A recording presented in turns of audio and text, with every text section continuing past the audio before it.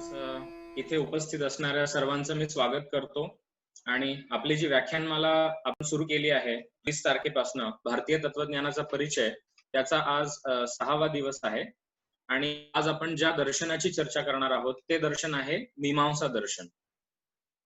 आता सुरुवातीला आपण सांख्य आणि योग या दोन ज्याला आपण म्हणूया की समान तंत्र दर्शन आहेत, ज्यांचे सिद्धांत थोडेसे मिळते जुळते आहेत, त्या दोन दर्शनांविषयी चर्चा केली.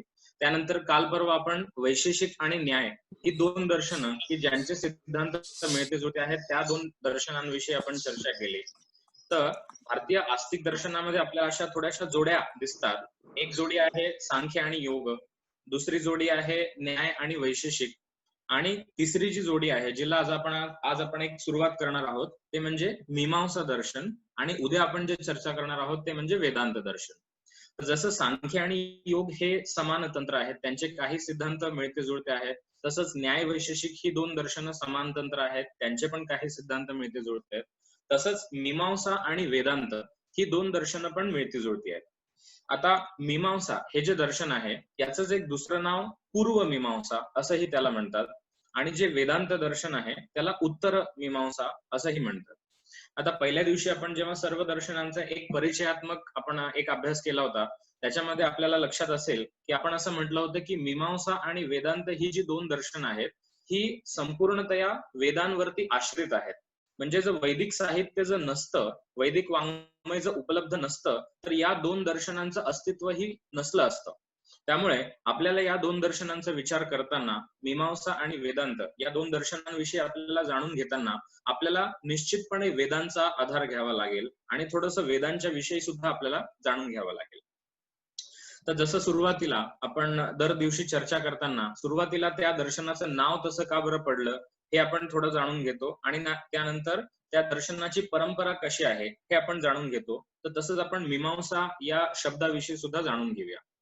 जसं आपण मराठीमध्ये सुद्धा म्हणतो की एखाद्या गोष्टीची मीमांसा करणे म्हणजे काय, की एखाद्या गोष्टीमध्ये सखोल विचार करणे, अतिशय सखोल त्या गोष्टीचं चिंतन करणे, याला आपण मीमांसा करणे असं म्हणतो.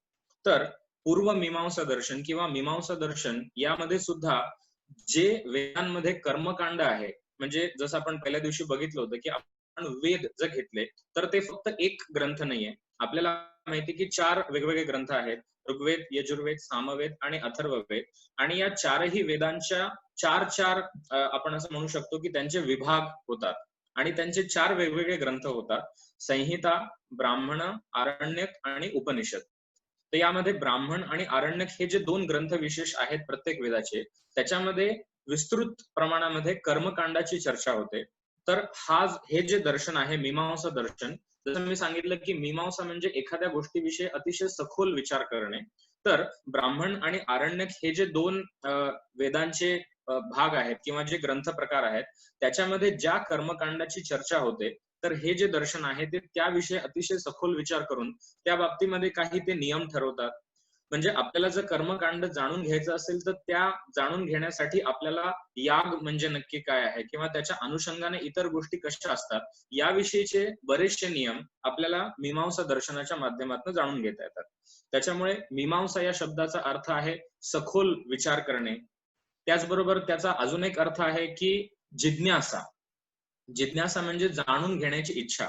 म्हणजे जे कर्मकांड वेदांमध्ये आहे ते नक्की कशा स्वरूपाचं आहे आणि आपण आजकाल जे कर्मकांड करतो ते नक्की कशा स्वरूपाचं आहे. तर याविषयी आपण जेव्हा सखोल विचार करतो, याविषयी जेव्हा आपण चिंतन करतो, तेव्हा जिज्ञासा म्हणजे ते जाणून घेण्याची इच्छा, असं सुद्धा मीमांसा या शब्दाचा एक अर्थ आपल्याला सांगता येतो.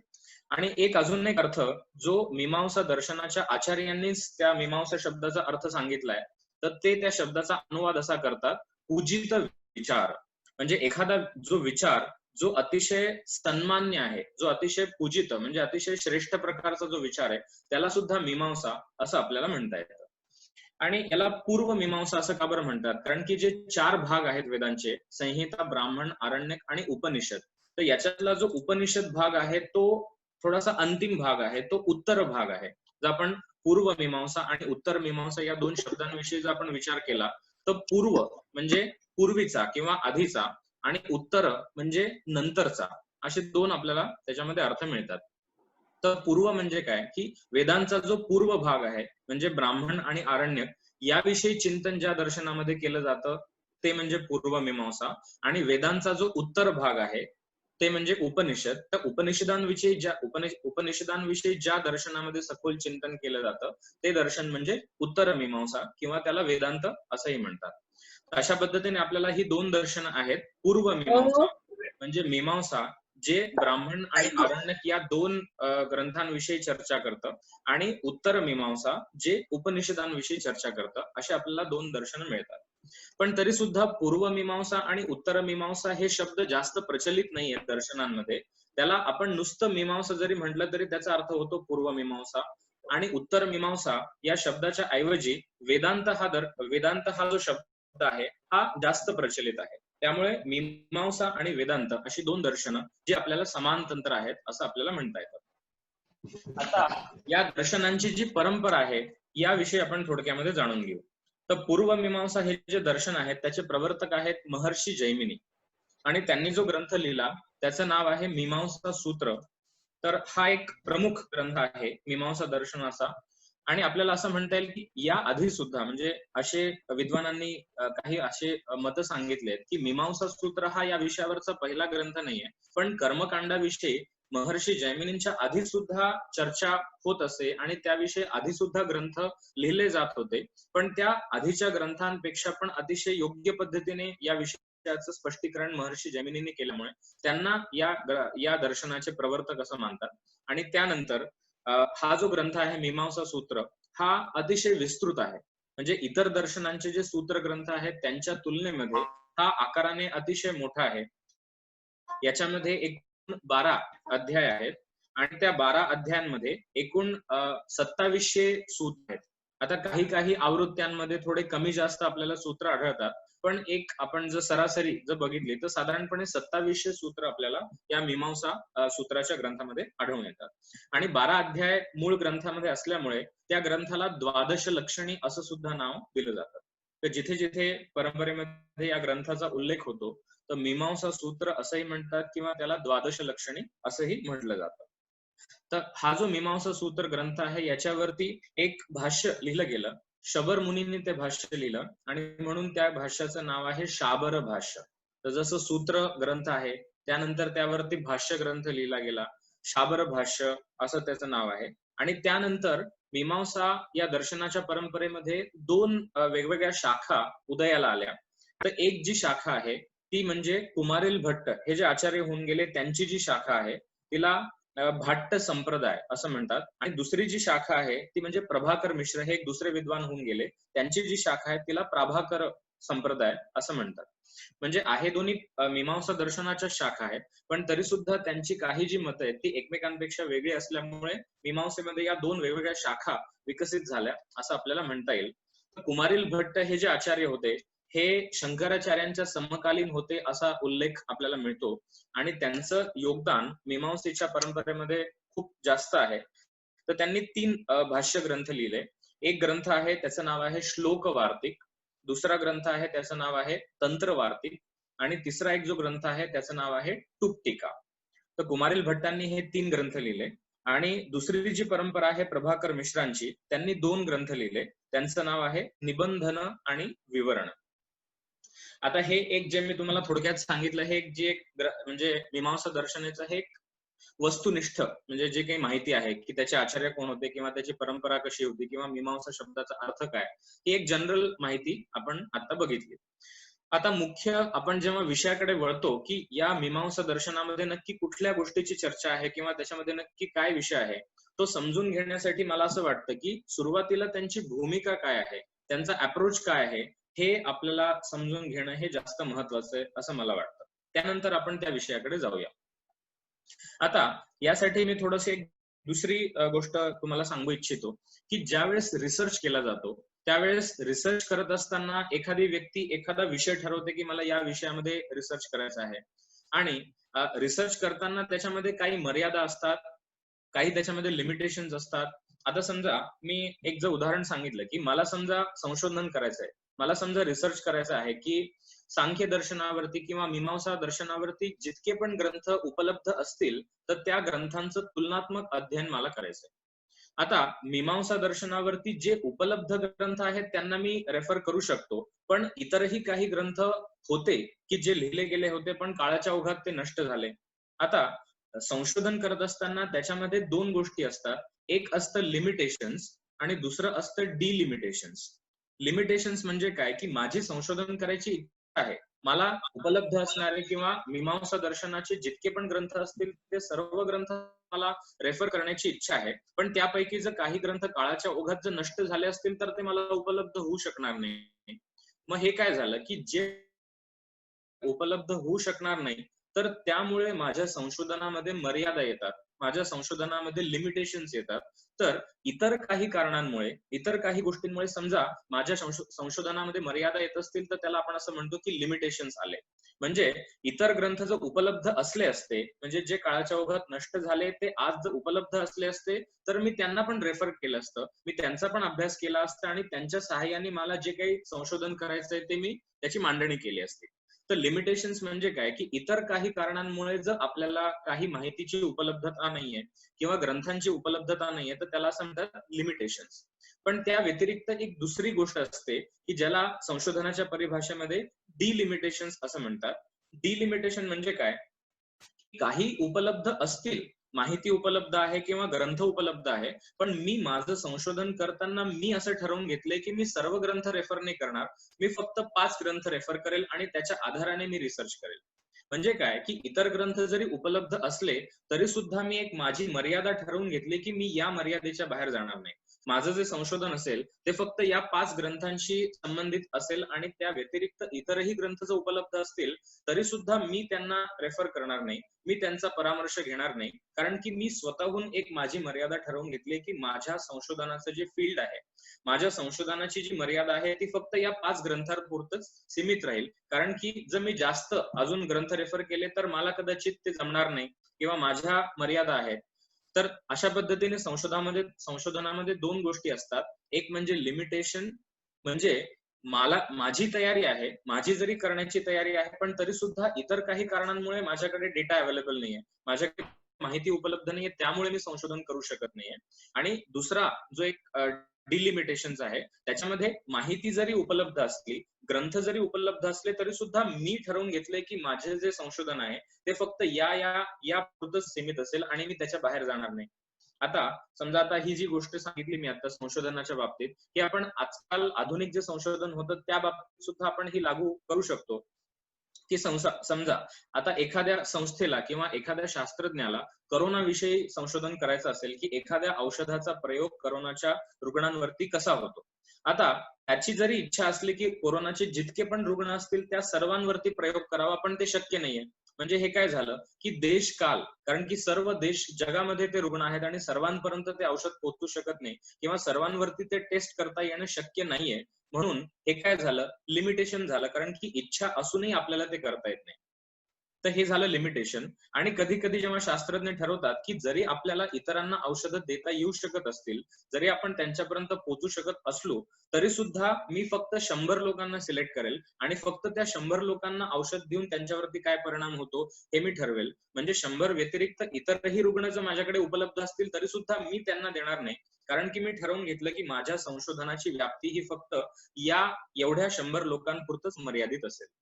तर अशा पद्धतीने 2 गोष्टी आपल्याला जाणून घेता येतात, की लिमिटेशन्स म्हणजे काय, की इतर काही कारणांमुळे माझ्या संशोधनात मर्यादा येत असतील, उपलब्धता नाहीये किंवा इतर काही अडचणी आहेत, तर त्याला आपण असं म्हणतो, की लिमिटेशन्स आहेत. आणि जेव्हा मी ठरवतो, की माझ्या संशोधनाची व्याप्ती ही इतकीच असेल, जरी इतर गोष्टींना त्याच्यामध्ये समाविष्ट करणं मला शक्य असलं, तरी सुद्धा मी ठरवतो, की नाही, माझं जे संशोधन आहे ते इतक्यापुरतच सीमित राहील. तर त्याला आपण असं म्हणू शकतो, की डिलिमिटेशन्स आहे. आता हा सगळा जो संशोधनाचा विचार आहे, हा मी इथे सगळं का बरं बोलतोय? कारण की मला तुम्हाला मीमांसा दर्शनाची जी भूमिका आहे, ती काय आहे, ते मला सांगायचंय. आता मीमांसा दर्शनामध्ये त्यांनी कर्मकांडाच्या विषयी चर्चा केली. आपण जेव्हा म्हणतो की कर्मकांड, तर कर्म हे अनेक प्रकारचं असतं. आणि कर्म म्हणजे आपण ज्या काही पूजा पद्धती आहेत किंवा ज्या काही उपासना आहेत किंवा जे वेगवेगळ्या प्रकारचे याग आहेत, वेगवेगळ्या प्रकारचे यज्ञ आहेत, असे अनेक वैदिक पण याग आहेत, अनेक वैदिक कर्मकांड सुद्धा आहेत आणि त्या व्यतिरिक्त इतरही काही कर्मकांड आहेत की ज्यांचा वेदांशी संबंध नाहीये. त्यामुळे मीमांसा दर्शनाने जेव्हा कर्मकांडाविषयी काही अभ्यास करायला सुरुवात केली किंवा त्यांनी काही संशोधन करायला सुरुवात केली, तेव्हा त्यांनी काय केलं की त्यांनी आपल्याला फक्त वेदांच्या कर्मकांडापुरतं सीमित ठेवलं. म्हणजे मी जसं सांगितलं की डिलिमिटेशन मध्ये आपण आपल्या संशोधनाची व्याप्ती आपण स्वतः ठरवतो आणि इतरही गोष्टी उपलब्ध असल्या तरी सुद्धा आपण त्यांच्याकडे जात नाही, कारण की मी ठरवलंय की माझं संशोधन फक्त एवढ्या मर्यादेपुरतच सीमित असेल. तसंच मीमांसा दर्शनाने कर्मकांडाविषयी जे काही संशोधन केलं, जे काही नियम बनवले, जो काही अभ्यास केला, त्यांनी सुरुवातीलाच असं ठरवलं की आपलं जे काही संशोधन असणार आहे, आपला जो काही विचार असणार आहे, तो फक्त वेदांपुरतच सीमित असेल आणि वेदांत व्यतिरिक्त इतर ठिकाणी जे काही गोष्टी असतील, कर्मकांड असेल किंवा काही धार्मिक गोष्टी असतील, त्याकडे त्यांनी सांगितलं की आपण त्याची व्याप्ती त्याच्याकडे ठेवणार नाही. म्हणजे फक्त वेदांमधलं कर्मकांड एवढाच त्यांनी भाग ठरवला संशोधनासाठी. त्यामुळे मीमांसा दर्शनाचा अभ्यास करताना किंवा त्यांनी जे काही नियम ठरवले आहेत याविषयी आपल्याला असं म्हणावं लागेल की जे काही नियम आहेत ते फक्त वैदिक कर्मकांडापुरतच मर्यादित आहेत.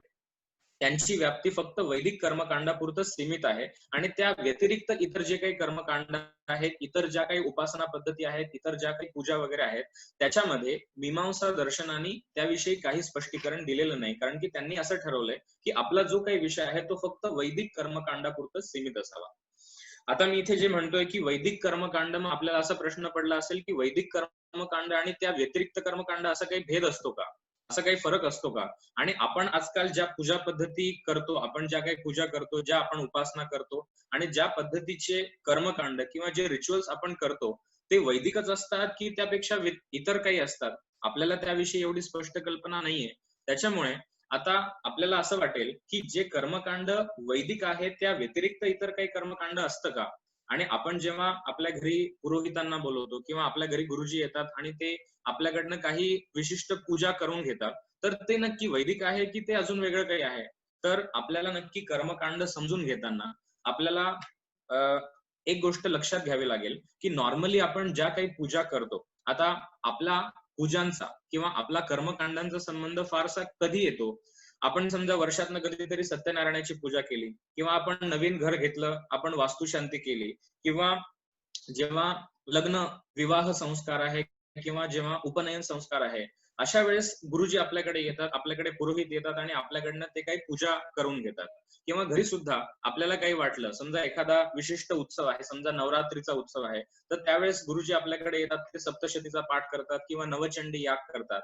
म्हणजे आपण ज्या प्रकारचं कर्मकांड करतो आहे, ज्या प्रकारच्या उपासना पद्धती आपण फॉलो करतो आहे किंवा ज्या प्रकारचे याग वगैरे आपण करतोय, तर आपल्याला पहिले हे समजून घ्यावं लागेल की सर्व प्रकारचे जे कर्मकांड आहेत, सर्व प्रकारच्या ज्या उपासना पद्धती आहेत त्या एकसारख्या नाहीयेत आणि त्या सर्वच वैदिक आहेत असं आपल्याला म्हणता येणार नाही. तर मुख्यतया आपल्याला हे समजावं लागेल की 4 प्रकारची कर्म असतात. एक म्हणजे श्रौत कर्म, दुसरं म्हणजे स्मार्त कर्म, तिसरं म्हणजे पौराणिक कर्म आणि चौथं म्हणजे तांत्रिक कर्म. म्हणजे आपण जे काही करतो त्याच्यामध्ये या 4 गोष्टी आपल्याला समजून घ्याव्या लागतील. तर श्रौत कर्म म्हणजे काय? तर श्रौत कर्म किंवा श्रौत याग ज्याला म्हणतात, म्हणजे वेदांमध्ये ब्राह्मण आणि आरण्यक या 2 ग्रंथांमध्ये ज्या ज्या यागांचं विस्ताराने स्पष्टीकरण आहे, ज्या ज्या यागांचा उल्लेख आहे, त्याला असं आपण म्हणू शकतो की ते म्हणजे श्रौत याग. आता श्रौत हा जो शब्द आहे तो आहे श्रुतीशी संबंधित. श्रुती म्हणजे थोडक्यामध्ये वेद. तर वेदांचंच एक दुसरं नाव आहे ते म्हणजे श्रुती. आणि त्याला श्रुती असं का बरं म्हणतात? कारण की आपल्याला माहिती आहे की आपली जी वैदिक परंपरा आहे, आपल्या वैदिक संहिता किंवा जे काही मंत्र आहेत, त्यांचं जतन हे गुरु शिष्य परंपरेच्या द्वारे म्हणजे मौखिक परंपरेने होत असे. म्हणजे गुरु त्या मंत्रांचं उच्चारण करेल आणि शिष्य त्याला ऐकून श्रुतीच्या द्वारे त्याचं ज्ञान प्राप्त करून शिष्य सुद्धा त्या मंत्राचं उच्चारण करतो आणि आपल्या परंपरेमध्ये संपूर्ण वेद मंत्र हे पाठ केले जातात. म्हणजे जरी लिखित स्वरूपामध्ये आपल्याकडे पुस्तकं उपलब्ध असले, जरी लिखित स्वरूपामध्ये आपल्याकडे वेद वाङ्मय उपलब्ध असलं, तरी सुद्धा आपल्याकडे श्रुती परंपरेला म्हणजे ऐकून आणि ते पाठ करण्याला जास्त महत्व आहे. कारण की ते जे ज्ञान आपल्या बुद्धीमध्ये साठवलं जातं ते चिरस्थायी राहतं. पुस्तकं जी आहेत ती काही वर्ष राहतील, काही दिवस राहतील, नंतर ते निघून जातील. पण जे बुद्धीमध्ये आपण जे ज्ञान साठवलंय ते चिरस्थायी राहतं. म्हणून आपल्या परंपरेमध्ये मौखिक जे ज्ञान आहे किंवा जे पाठ केलं जातं त्याला जास्त महत्व होतं. तर वेदांचंच एक दुसरं नाव आहे ते म्हणजे श्रुती. आणि श्रुती म्हणजे वेदांमध्ये ज्या प्रकारच्या कर्मकांडाचं वर्णन आहे त्याला असं आपण म्हणू शकतो की ते सगळे कर्म झाले श्रौत कर्म.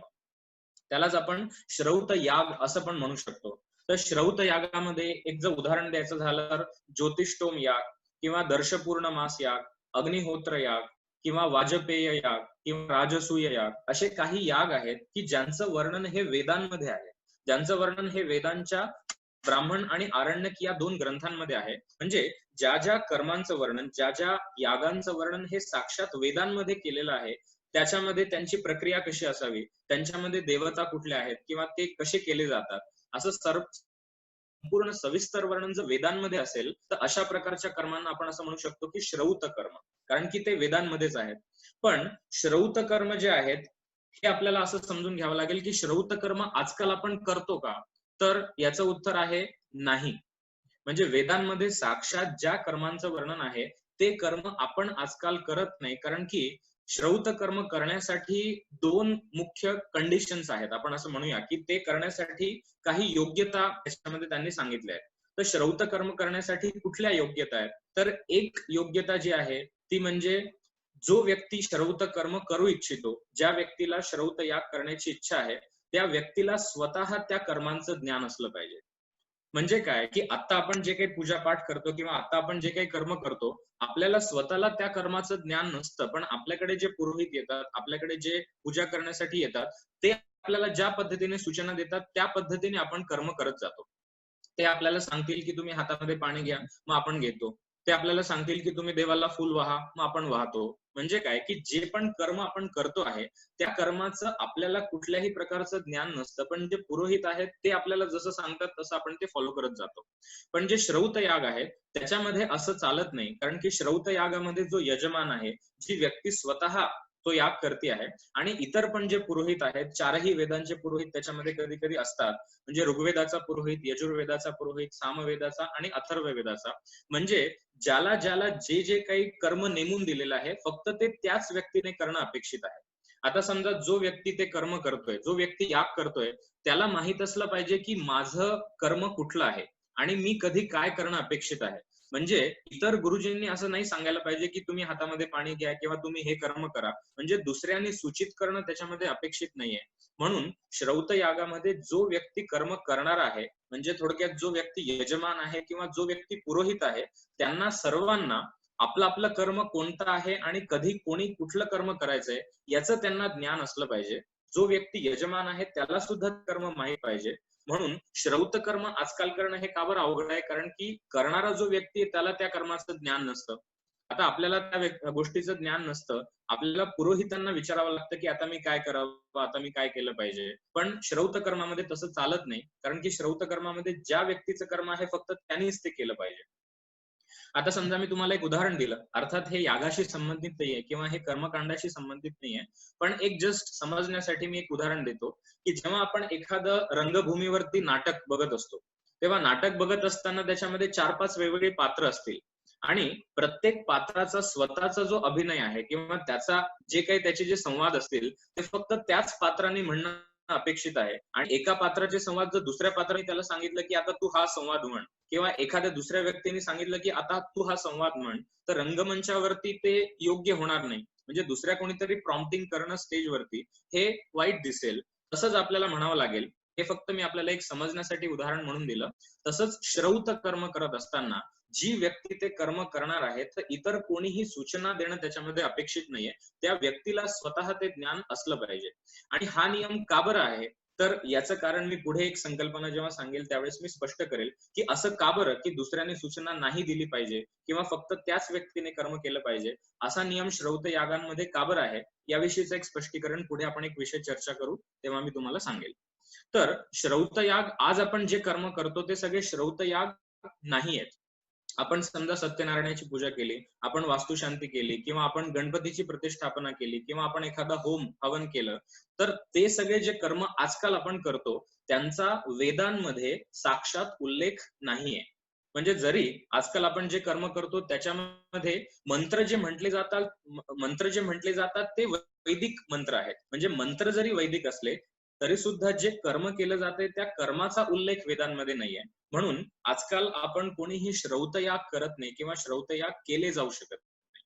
कारण की जसं मी सांगितलं की प्रत्येक व्यक्तीला त्याचं ज्ञान असलं पाहिजे. त्याचबरोबर श्रौतयाग करण्यासाठी अजून एक महत्वाची कंडिशन आहे, अजून एक महत्वाची अट आहे. ती अशी आहे की जी व्यक्ती श्रौतयाग करू इच्छिते, ज्या व्यक्तीला तो याग करायचा आहे किंवा इतर पण जे पुरोहित असतील त्या सर्वांनी अग्निहोत्री असलं पाहिजे. अग्निहोत्री म्हणजे काय की अग्निहोत्र एक व्रत आहे, अग्निहोत्र एक नित्य कर्म आहे.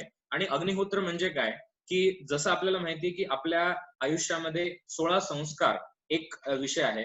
म्हणजे जन्माच्या आधीपासनं म्हणजे त्या जीवाच्या उत्पत्तीपासनं, त्यानंतर जन्म झाल्यापासनं नामकरण संस्कार किंवा उपनयन संस्कार, नंतर विवाह संस्कार, असे जन्माच्या आधीपासनं ते मृत्यूपर्यंत 16 संस्कार केले जातात आपल्या परंपरेमध्ये. आणि अग्निहोत्री म्हणजे काय की ज्यावेळेस एखाद्या बालकाचा उपनयन संस्कार होतो, ज्याला आपण म्हणतो की मुंज होणे किंवा जानवं त्या मुलाला घातलं जातं आणि त्याला गायत्री मंत्राचा उपदेश केला जातो. आता हा जो गायत्री मंत्राचा उपदेश आहे किंवा उपनयन संस्कार आहे, हा आजकालच्या काळात आपल्या देशामध्ये किंवा आपल्या याच्यामध्ये आपण असं म्हणतो की फक्त ब्राह्मण या एका विशिष्ट समुदायामध्ये केला जातो. पण प्राचीन काळी हा जो संस्कार होता हा सर्व लोकांमध्ये केला जात होता. पण नंतरच्या काळामध्ये ती परंपरा राहिली नाही. आणि इतर पण जे संस्कार आहेत, म्हणजे नुसतं उपनयन किंवा विवाह हेच दोन नाही, पण इतरही जे संस्कार, जे 16 संस्कार आहेत, ते प्राचीन काळी सर्व लोक करत होते. पण आता 16 संस्कारांपैकी आपण फार तर फार 3 किंवा 4 संस्कार आपण करतो. म्हणजे नामकरण संस्कार आहे, म्हणजे जेव्हा बाळ जन्माला येतं तेव्हा त्याचं नाव आपण ठेवतो. किंवा उपनयन संस्कार काही काही ठिकाणी केला जातो. आणि विवाह हा खरं तर संस्कार आहे. पण आता आपण ते विसरलो आहोत की विवाह हा संस्कार आहे, आपल्यासाठी ते एक सेलिब्रेशन झालेलं आहे. आपल्यासाठी तो एक इव्हेंट झालेला आहे. पण आपल्या परंपरेमध्ये विवाह हा एक संस्कार आहे. आणि त्यानंतर विवाहाच्या नंतर सुद्धा म्हणजे व्यक्तीच्या जन्माच्या आधीपासून ही संस्कारांची परंपरा सुरू होते. आणि व्यक्तीचा मृत्यू झाल्यानंतर जो शेवटचा संस्कार आहे तो म्हणजे अंत्येष्टी संस्कार. तो पण एक प्रकारचा संस्कारच आहे.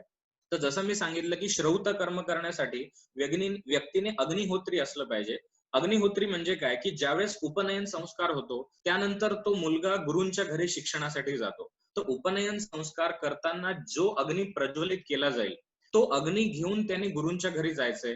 आणि तो जितके वर्ष गुरूंच्या घरी राहील, जितके वर्ष तो गुरूंकडनं शिक्षण घेईल, तितके वर्ष त्यांनी तो अग्नी प्रज्वलित ठेवला पाहिजे. सकाळ आणि संध्याकाळ संध्यावंदन करताना त्या अग्नीमध्ये आहुती दिल्या पाहिजे. म्हणजे उपनयनाच्या दिवशी प्रज्वलित केलेला अग्नी त्यानंतर तो जितके वर्ष गुरूंच्या घरी राहील तितके वर्ष तो अग्नी प्रज्वलित राहिला पाहिजे. त्यानंतर जेव्हा तो गुरूंच्या घरी जेव्हा शिक्षण संपवून जेव्हा तो पुन्हा त्याच्या घरी परत येईल, जेव्हा तो गृहस्थाश्रमामध्ये प्रवेश करेल, जेव्हा त्याचा विवाह होईल, तो सुद्धा त्या अग्नीला साक्षी मानून त्याने 7 फेरे घालायचे. त्यानंतर तो अग्नी पुन्हा त्याने घरी घेऊन आला पाहिजे. आणि जितके पण वर्ष त्याचं गृहस्थाश्रम आयुष्य राहील तितके वर्ष त्यांनी तो अग्नी प्रज्वलित ठेवला पाहिजे. आणि जोपर्यंत तो जिवंत आहे तोपर्यंत तो अग्नी प्रज्वलित ठेवून जेव्हा त्या व्यक्तीचा मृत्यू होईल तेव्हा सुद्धा त्याला त्या अग्नीनेच दहन केलं पाहिजे. हा जो एक व्रत आहे, म्हणजे जो अग्नी उपनयनाच्या दिवशी प्रज्वलित केला आहे त्यानंतर उपनयनापासून गुरूंच्या घरी तो राहील, त्यानंतर गृहस्थाश्रमामध्ये प्रवेश करेल आणि जोपर्यंत त्याचं आयुष्य राहील तोपर्यंत तो अग्नी प्रज्वलित करून जेव्हा त्या व्यक्तीचा मृत्यू होईल तेव्हा तो अग्नी त्या व्यक्तीच्या दहनासाठी वापरून नंतर तो अग्नी शांत केला जातो. हे जे व्रत आहे याला म्हणतात अग्निहोत्र व्रत. आणि श्रौत कर्मांच्या प्रमाणे जो व्यक्ती अग्निहोत्री आहे, जो व्यक्ती अशा प्रकारचं कर्म, अशा प्रकारचं व्रत करतो, तोच व्यक्ती श्रौत कर्म करण्यासाठी योग्य आहे असं ते म्हणतात. आता या 2 कंडिशनचा जर आपण विचार केला की त्या व्यक्तीला वेदांचं अध्ययन पूर्ण असलं पाहिजे, त्याला माहिती पाहिजे की कुठलं कर्म कसं केलं जातं आणि तो व्यक्ती अग्निहोत्री असला पाहिजे. हे 2 गोष्टी जर असतील तरच तो व्यक्ती श्रौत याग करू शकतो. तरच तो व्यक्ती वेदांमध्ये सांगितलेलं जे कर्मकांड आहेत, जे पण याग आहेत ते तो करू शकतो. त्यामुळे आजकाल आपण जे कर्म करतो ते खरं तर श्रौत कर्म नसून, ते श्रौत याग नसून ते इतर प्रकारचं कर्म आहे. म्हणजे श्रौतयाग जे काही आहेत, जे वेदांमध्ये साक्षात वेदांमध्ये सांगितलेले आहेत, त्या प्रकारचं कर्म आजकाल फार कोणी करताना दिसत नाही. तर जसं मी सांगितलं की श्रौतयाग हा एक प्रकारचा झाला आणि त्या व्यतिरिक्त इतरही काही वेगवेगळ्या प्रकारचे याग आहेत. तर मीमांसा दर्शनामध्ये जी काही यागांची चर्चा होते, जसं मी आधी सांगितलं की मीमांसा दर्शनाची व्याप्ती ही फक्त वेदांपुरतच सीमित आहे. म्हणजे वेदांमध्ये जे श्रौतयाग आहेत त्याविषयीच फक्त ते चर्चा करतात, त्याविषयीचे नियम आहेत त्याविषयी ते चर्चा करतात. म्हणून मीमांसा दर्शनामध्ये फक्त श्रौत यागांच्या विषयी चर्चा येते. पण आपल्याला समजण्याच्या दृष्टिकोनातून आपल्याला इतरही गोष्टींची माहिती हवी, म्हणून मी थोडक्यामध्ये सांगतो की जसे श्रौत याग आहेत म्हणजे जे साक्षात वेदांमध्ये सांगितलेले आहेत, त्या व्यतिरिक्त इतर कुठल्या गोष्टी आपल्याला इतर कुठल्या प्रकारचं कर्मकांड असू शकतं. तर दुसरा एक प्रकार आहे तो म्हणजे स्मार्त याग.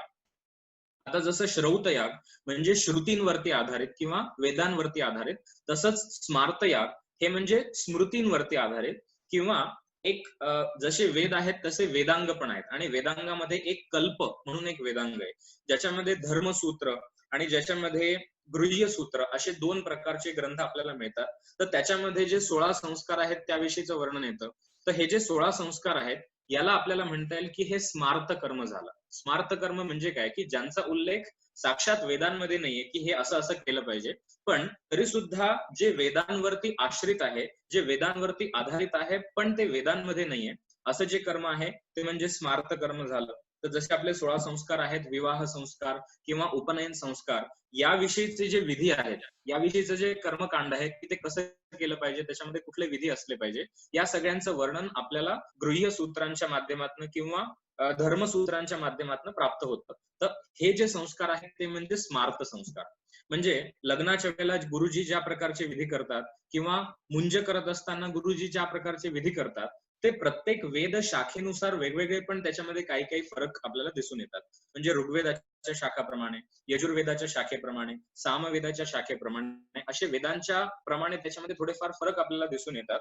तर संस्कार जे आहेत, 16 प्रकारचे संस्कार, त्यांचा समावेश स्मार्त कर्मामध्ये होतो. या व्यतिरिक्त इतर पण काही कर्म आहेत. ते म्हणजे एक आहे पौराणिक कर्म, म्हणजे पुराणांवरती आश्रित जे काही कर्म आहे. आता याचं एक अजून उदाहरण द्यायचं झालं की जेव्हा नवरात्री उत्सव असतो त्यावेळेस बऱ्याच ठिकाणी दुर्गेच्या मंदिरामध्ये किंवा देवीच्या मंदिरामध्ये होम हवन केलं जातं. किंवा आपणही कधी जर नवचंडी किंवा शतचंडी अशा प्रकारचा याग आपण कधी बघितला असेल किंवा स्वतः केला असेल, तर नवचंडी याग किंवा दुर्गेच्या नवरात्रामध्ये ज्या प्रकारचा याग करतात त्याच्यामध्ये ते दुर्गा सप्तशतीच्या मंत्रांचा पाठ करून त्याचं ते हवन करतात. आता दुर्गा सप्तशती हा काय आहे, तर दुर्गा सप्तशती हा पुराणाचा भाग आहे, तो मार्कंडेय पुराणाचा भाग आहे. म्हणजे जरी त्याच्यामध्ये दुर्गेचं वर्णन आहे, जरी त्याच्यामध्ये दुर्गेच्या विषयीची स्तुती आहे आणि त्याविषयीचे मंत्र आहेत, तरी सुद्धा पुराणाचा भाग असल्यामुळे आपल्याला असं म्हणता येईल की नवचंडी किंवा शतचंडी हे पौराणिक कर्म झालं.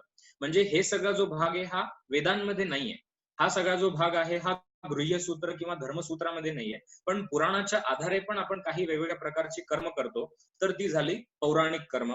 आणि त्या व्यतिरिक्त इतरही काही आपल्याला उदाहरणं देता येतील की ज्यांचा संबंध हा तंत्र परंपरेशी आहे किंवा ज्यांचा संबंध हा आगम परंपरेशी आहे.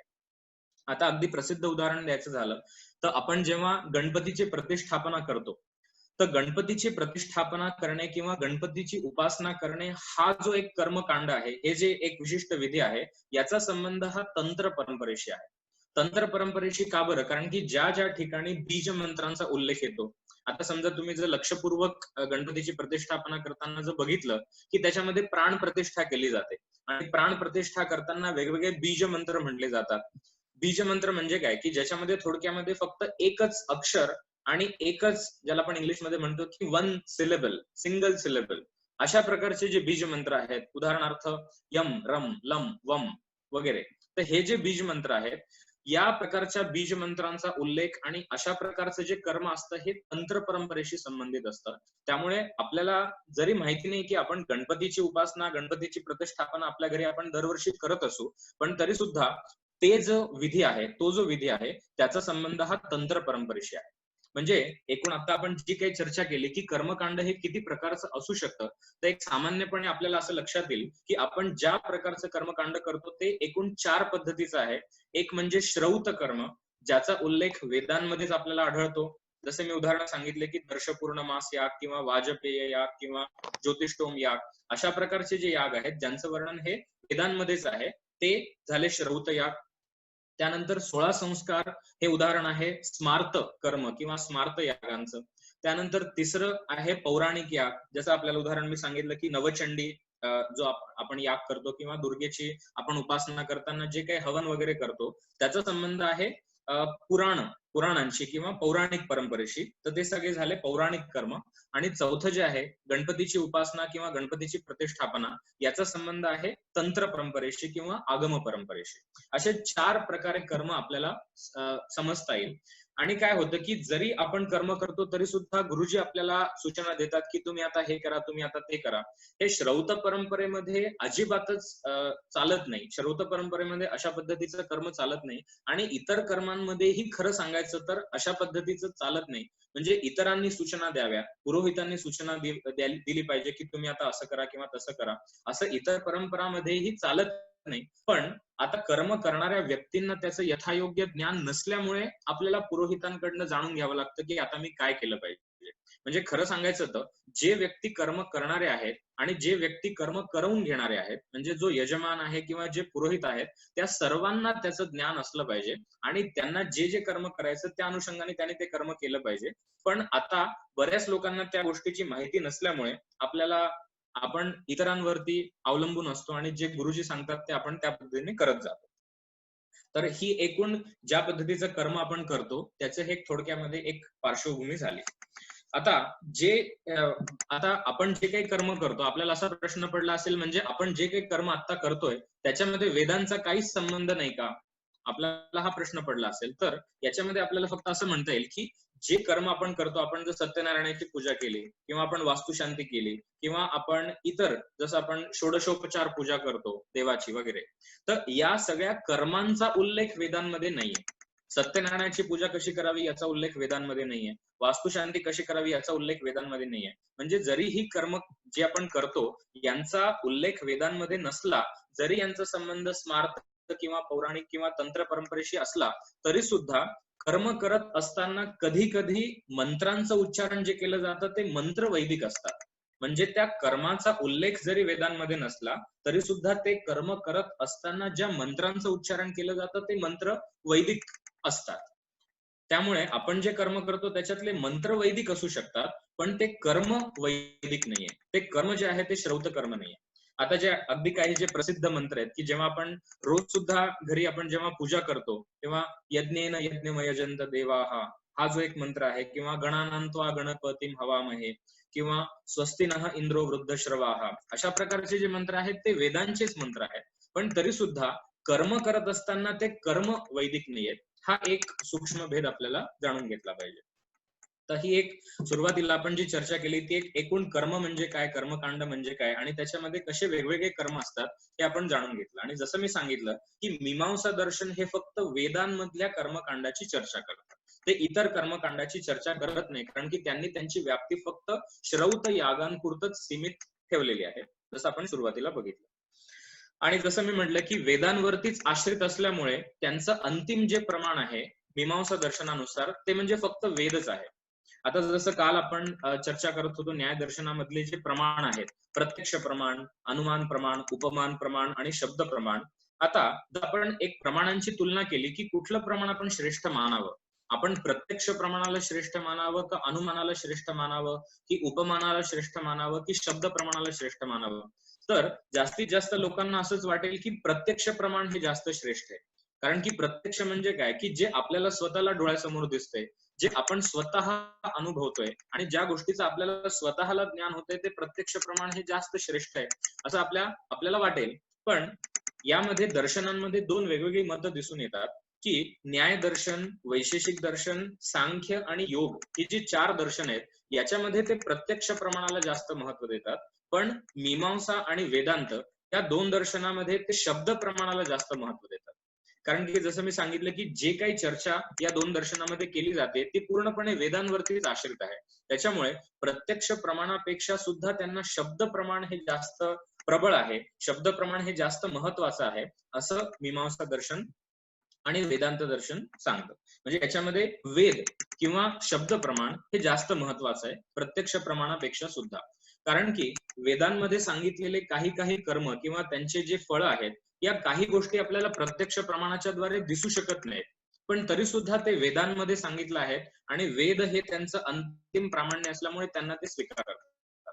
आता जर उदाहरण द्यायचं झालं तर एक वाक्य आहे एका कर्माविषयी, ज्योतिष्टोमेन यजेत स्वर्ग कामः, असं एक वाक्य आपल्याला वेदांमध्ये दिसून येतं की ज्याला स्वर्ग प्राप्तीची इच्छा आहे त्याने ज्योतिष्टोम नावाचा याग करावा. आता वेदांमध्ये त्यांनी सांगितलंय की स्वर्ग प्राप्त करण्यासाठी ज्योतिष्टोम नावाचा याग करावा, पण स्वर्ग आपल्याला प्रत्यक्ष प्रमाणाच्या द्वारे तर दिसत नाहीये.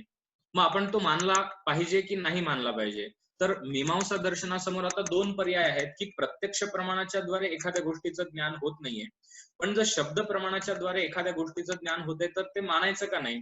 तर मीमांसा दर्शनाने त्याविषयी असा निर्णय घेतला की प्रत्यक्ष प्रमाणापेक्षा सुद्धा आपण शब्द प्रमाणाला जास्त महत्व दिलं पाहिजे, कारण की काही गोष्टी अशा असतात की ज्या प्रत्यक्ष प्रमाणाद्वारे आपल्याला अनुभवाला येत नाही, पण त्याचा अर्थ असा नाही की त्या अस्तित्वात नाहीयेत. आता आपल्या इंद्रियांना काही मर्यादा असतात, म्हणजे आपल्याला काही गोष्टी दिसतात, काही गोष्टी दिसतही नाही. आता समजा मी माझा हात बघितला आणि माझ्या हातावरती बरेचसे छोटे छोटे सूक्ष्म जंतू असू शकतात, किंवा माझ्या हातावरती छोटे छोटे धुळीचे कण असू शकतात, पण मला ते धुळीचे कण माझ्या हातावरती असूनही दिसत नाहीत, कारण की काय, माझ्या इंद्रियांच्या मर्यादा आहेत, माझ्या डोळ्यांच्या मर्यादा आहेत. किंवा जो ध्वनी आपल्याला ऐकू येतो तो एका विशिष्ट डेसिबलचा ध्वनी आपल्याला ऐकू येतो, आणि त्याच्या जर वर डेसिबलचा असेल किंवा त्याच्या खाली जो असेल तर आपल्या इंद्रियांच्या मर्यादा आहेत की तो ध्वनी आपण ऐकू शकत नाही. म्हणजे काय की आपल्या डोळ्यांना जे दिसतं किंवा आपल्या कानांना जे ऐकू येतं, या इंद्रियांच्या योग्यता ज्या आहेत त्या लिमिटेड आहेत, त्या अगदी मर्यादित आहेत, पण त्या व्यतिरिक्त सुद्धा काही गोष्टी असू शकतात की ज्या आपल्याला दिसत नाही. आणि आजकालच्या परिस्थितीमध्ये जर अगदी सोपं उदाहरण जर द्यायचं झालं तर आपण ज्या परिस्थितीमध्ये आज आहोत, सर्वत्र कोरोनाचा प्रादुर्भाव आहे, तो जो कोरोनाचा सूक्ष्म जंतू आहे तो आपल्याला डोळ्यांना दिसत नाही, पण याचा अर्थ असा नाही की तो अस्तित्वात नाहीये. म्हणून मीमांसा दर्शन असं म्हणतं की ज्या गोष्टी प्रत्यक्ष प्रमाणाच्या द्वारे दिसत नसल्या तरी सुद्धा आपल्याला असं म्हणता येणार नाही की त्या अस्तित्वात नाहीयेत, कारण की आपल्या इंद्रियांच्या काही मर्यादा आहेत. त्याच्यामुळे ते असं म्हणतात की प्रत्यक्ष प्रमाणापेक्षा सुद्धा शब्द प्रमाण हे जास्त महत्वाचं आहे असं म्हणावं लागेल, कारण की वेदांमध्ये जे ज्ञान आहे, ऋषींनी जे ध्यानाच्या द्वारे अनुभव केलं ते अतिशय श्रेष्ठ प्रकारचं असू शकतं, आणि ज्या गोष्टी आपल्याला सामान्य व्यक्तींना अनुभवाला येत नाही तर त्या सुद्धा गोष्टी आपल्याला वेदांच्या माध्यमातून आपण समजू शकतो. म्हणून शब्द प्रमाण हे जास्त श्रेष्ठ आहे असं त्यांनी ठरवलं. आणि अजून एक जो मीमांसा दर्शनामध्ये सिद्धांत आहे की वेद हे श्रेष्ठ आहेत, शब्द प्रमाण हे श्रेष्ठ आहे प्रत्यक्ष प्रमाणाच्या तुलनेमध्ये, असं मत त्यांनी ठरवलं, असं त्यांचं मत आहे. आणि त्याचबरोबर अजून एक मुख्य सिद्धांत त्यांनी प्रतिपादित केला की वेद जे आहेत ते अपौरुषेय आहेत. आता याविषयी आपण कधी वाचलं असेल किंवा याविषयी आपण कधी चर्चा केली असेल, किंवा आपण इतर कोणाकडनं ऐकलं असेल की वेद हे जे ग्रंथ आहेत ते अपौरुषेय आहेत असं आपल्या भारतीय परंपरेमध्ये मानतात. पण भारतीय परंपरेमध्ये म्हणजे सर्व दर्शन असं मानत नाही. मीमांसा दर्शन असं मानतं की वेद हे अपौरुषेय आहेत, पण न्याय दर्शन किंवा वैशेषिक दर्शन असं मानतं की ते पौरुषेय आहेत. आता हे जे दोन मत आहेत याविषयी मी आपल्याला थोडक्यात सांगतो की अपौरुषेय आणि पौरुषेय म्हणजे नक्की काय. तर मीमांसा दर्शन असं म्हणतं की वेद हे जे ज्ञान आहे, अर्थात वेद म्हणजे आपण फक्त ग्रंथांना घेतो, पण वेद या शब्दाचा अर्थ आहे ज्ञान. आणि वैदिक वाङ्मयामध्ये जे काही ज्ञान आहे तर मीमांसामध्ये ते असं म्हणतात की ते अपौरुषेय. अपौरुषेय म्हणजे कुठल्याही पुरुषाने ते रचलेलं नाहीये, कुठल्याही व्यक्तीने त्यांची रचना केलेली नाहीये. अशा जे असं जे साहित्य आहे, असं जे वाङ्मय आहे त्याला ते अपौरुषेय असं म्हणतात, आणि ते म्हणतात की फक्त वेद हे अपौरुषेय वाङ्मय आहे. आता आपल्याला थोडासा असा प्रश्न पडेल की असं कसं काय असू शकतं की एखादा ग्रंथ अस्तित्वात आहे, एखादा ग्रंथ उपलब्ध आहे, पण तो कोणी रचलेला नाही, असं कसं काय शक्य आहे? कारण की आपल्याला सर्वत्र माहिती आहे की एखादं पुस्तक आहे किंवा एखादा ग्रंथ आहे, एखादा जो ग्रंथ असतो तो कोणी ना कोणी रचलेला असतो, कारण की कोणीतरी त्याचा लेखक असतो, किंवा एखादा कविता संग्रह आहे, कोणीतरी कवी असतो. म्हणजे काय की जेव्हा जेव्हा एखादा ग्रंथ रचला जातो, जेव्हा जेव्हा एखादं पुस्तक लिहिलं जातं, तेव्हा निश्चितपणे त्या पुस्तकाची रचना करणारा, निश्चितपणे त्या पुस्तकाला लिहिणारा कोणीतरी व्यक्ती असला पाहिजे. आणि वैदिक वाङ्मय हे सुद्धा एक प्रकारची ग्रंथरचना आहे, त्याच्यामुळे ती सुद्धा कोणीतरी व्यक्तीने रचली असली पाहिजे असं आपल्याला वाटतं. पण मीमांसा दर्शनामध्ये ते असं म्हणतात की वेद हे अपौरुषेय आहेत, म्हणजे कुठल्याही व्यक्तीने ते रचलेलं नाही. पण असं ते का म्हणतात? कारण की याचं कारण असं आहे, आता सुद्धा जर आपण वैदिक वाङ्मय बघितलं तर आपल्याला त्याच्यामध्ये वेगवेगळ्या ऋषींची नावं दिसतात, की या ऋषींनी हे सूक्त रचलंय, या ऋषींनी हे सूक्त रचलंय. पण तरी सुद्धा जे ऋषींची नावं त्याच्यामध्ये आहेत त्यांना आपण त्या सूक्ताचे रचनाकार किंवा लेखक असं नाही म्हणत. कारण की ऋषी या शब्दाचा अर्थ काय? तर संस्कृतमध्ये ऋषी ही दर्शनात अशी त्याची व्युत्पत्ती सांगितली जाते. म्हणजे की ज्यांनी त्या ज्ञानाचा अनुभव केला, ज्यांनी ते जे ज्ञान अनुभवलं आणि त्यांच्या माध्यमातून त्या ज्ञानाला फक्त शब्दबद्ध केलं. म्हणून त्या ऋषींची नावं तिथे दिलेली आहेत. पण ते जे ऋषी आहेत ते असं म्हणतात की आम्ही ही रचना लिहिली नाही, त्याचं जे क्रेडिट आहे ते आम्ही घेऊ शकत नाही, कारण की आम्ही फक्त त्याचे साक्षीदार आहोत. आम्ही फक्त त्याचा अनुभव केला आणि आमच्या माध्यमातून ते लिहिलं गेलं. म्हणून जरी सुद्धा या सर्व वैदिक सूक्तांची रचना ही ऋषींच्या द्वारे झालेली असली तरी सुद्धा जे ऋषी आहेत ते स्वतःला त्याचे कर्ता आहेत असं ते म्हणून घेत नाही. ते जे ऋषी आहेत ते स्वतःला त्याचा लेखक आहेत असं म्हणून घेत नाही. आता याविषयी थोडंसं एक मी तुम्हाला उदाहरण सांगतो, की जे काही साहित्यकार असतात किंवा जे काही कवी असतात किंवा जे संगीतकार असतात, जेव्हा जेव्हा एखादी चांगली कृती त्यांच्या हातनं घडते किंवा जे संगीतकार असतात, जेव्हा ते एखादा स्टेजवरती परफॉर्मन्स सादर करतात, तेव्हा जेव्हा श्रोते त्यांना म्हणतात, की आज तुमचा परफॉर्मन्स खूपच भारी झाला, खूपच चांगला झाला. आता ते कलाकार असा विचार करतात, की जी प्रॅक्टिस मी केली आहे, जो रियाज मी केलेला आहे आणि जे काही मी वाजवलं, ते प्रॅक्टिस तर मी रोजच करतोय, पण आज असं काय झालं की त्याच्यामध्ये विशेषता आली. तर त्यांच्या असं लक्षात आलं की आपल्या करण्याने त्याच्यामध्ये काही विशेषता होत नाही. पण कधी कधी आपल्या मनाची अवस्था एकदम जेव्हा एकाग्र असते तेव्हा आपल्या माध्यमातून एखादी गोष्ट चांगली अशी घडून जाते की ज्याचं कर्तृत्व हे आपलं नसतं, पण आपण फक्त एक माध्यम म्हणून ती गोष्ट करून जातो. म्हणजे जे कलाकार असतात त्यांना हा कायम अनुभव येतो की आपण हे फक्त माध्यम आहोत. किंवा जे ऋषी आहेत किंवा जे कवी आहेत, जेव्हा आणि आपण असंही म्हणू शकतो की जे शास्त्रज्ञ आहेत की ज्यांना तो विचार सुचतो, तर अनेक शास्त्रज्ञांच्या जर मुलाखती आपण बघितल्या, अनेक योग्यांच्या किंवा अनेक संगीतकारांच्या किंवा अनेक कवी किंवा जे साहित्यकार आहेत त्यांची जर आपण पुस्तकं वाचली तर बऱ्याचदा आपल्याला एक समान दुवा असा दिसून येतो, एक समान धागा असा दिसून येतो की ते असं स्वीकार करतात की हे कार्य माझ्या हातनं घडलं, पण मी त्याचा करता नाहीये, पण माझ्या माध्यमातून ती गोष्ट घडून गेली आणि कसं घडलं ते मलाही सांगता येणार नाही.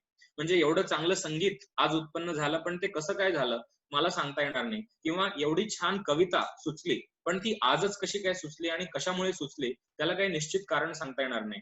म्हणून ज्या वेदांची रचना झाली तर ऋषींनी त्याची रचना केली हे जरी मान्य असलं तरी सुद्धा ऋषींनी स्वतःहून ठरवून एखादी गोष्ट प्लॅन करून लिहिल्यासारखं ते लिहिलेलं नाही. मी सांगितलं की वेद हे अपौरुषेय आहेत, तर असं का म्हटलं जातं? कारण की जरी सुद्धा ऋषींनी त्याची रचना केली असली तरी सुद्धा ऋषींच्या माध्यमातून ती रचना झाली आहे आणि त्याचे कर्ते ते स्वतः आहेत असं म्हटलं जात नाही. म्हणून त्यांना अपौरुषेय असं म्हटलं जातं. आणि ते जे ज्ञान आहे ते मीमांसा दर्शनाप्रमाणे ते नित्य ज्ञान आहे. वेद हे कायम राहतात आणि त्यांचा कधी नाश होत नाही. ते जे ज्ञान आहे ते कायम अस्तित्वात असतं आणि ते कधी नष्ट होत नाही, असा एक सिद्धांत त्यांनी मानलेला आहे. आता मीमांसा दर्शनामध्ये वेद हे अपौरुषेय आहेत असं मानतात, पण सर्वच दर्शन असं मानत नाही. उदाहरणार्थ न्याय आणि वैशेषिक दर्शनामध्ये ते वेदांना अपौरुषेय मानत नाहीत, तर वेदांना ते पौरुषेय मानतात. याचं कारण असं की ते सृष्टीची उत्पत्ती होते आणि सृष्टीचा विनाश होतो असं म्हणतात. जसं आपण काल परवा वैशेषिक दर्शनामध्ये चर्चा केली की जेव्हा स्कॅटर्ड असतात आणि त्यानंतर अणूंची रचना होऊन जेव्हा सृष्टीची उत्पत्ती होते. आता वेद हे पण ग्रंथरूप आहेत, वेद हे पण शब्दरूप आहेत आणि ज्यावेळेस सृष्टी अस्तित्वात येईल त्याच्यानंतरच वेदांचं अस्तित्व असू शकतं. त्यामुळे न्याय दर्शनाच्या नुसार वेद हे ईश्वराने उत्पन्न केले आहेत असं ते म्हणतात. पण मीमांसा दर्शनामध्ये असं मानतात की ते कोणीही व्यक्तीने उत्पन्न केलेले नाहीयेत किंवा ते ईश्वराने सुद्धा उत्पन्न केलेले नाहीयेत. वेद हे कायम अस्तित्वात असतात, ते नित्य आहेत आणि त्यांचा कधी नाश होत नाही. तर हे दोन मतं आपल्याला दर्शनांमध्ये दिसून येतात. आता जी काय आपण चर्चा केली की कर्म किती प्रकारचे असतात किंवा मीमांसा दर्शनाचं जे वेदाच्या विषयी जे मत आहे की ते अपौरुषेय आहे आणि ते अंतिम प्रमाण आहे, ही सगळी एक प्राथमिक त्यांची भूमिका आपण जाणून घेण्याचा प्रयत्न केला. आता वेदांमध्ये ज्या यागांचं वर्णन केलं जातं आणि ज्या अनुषंगाने मीमांसा दर्शन काही प्रतिपादन करतं त्याविषयी आता आपण थोडक्यामध्ये जाणून घेऊ.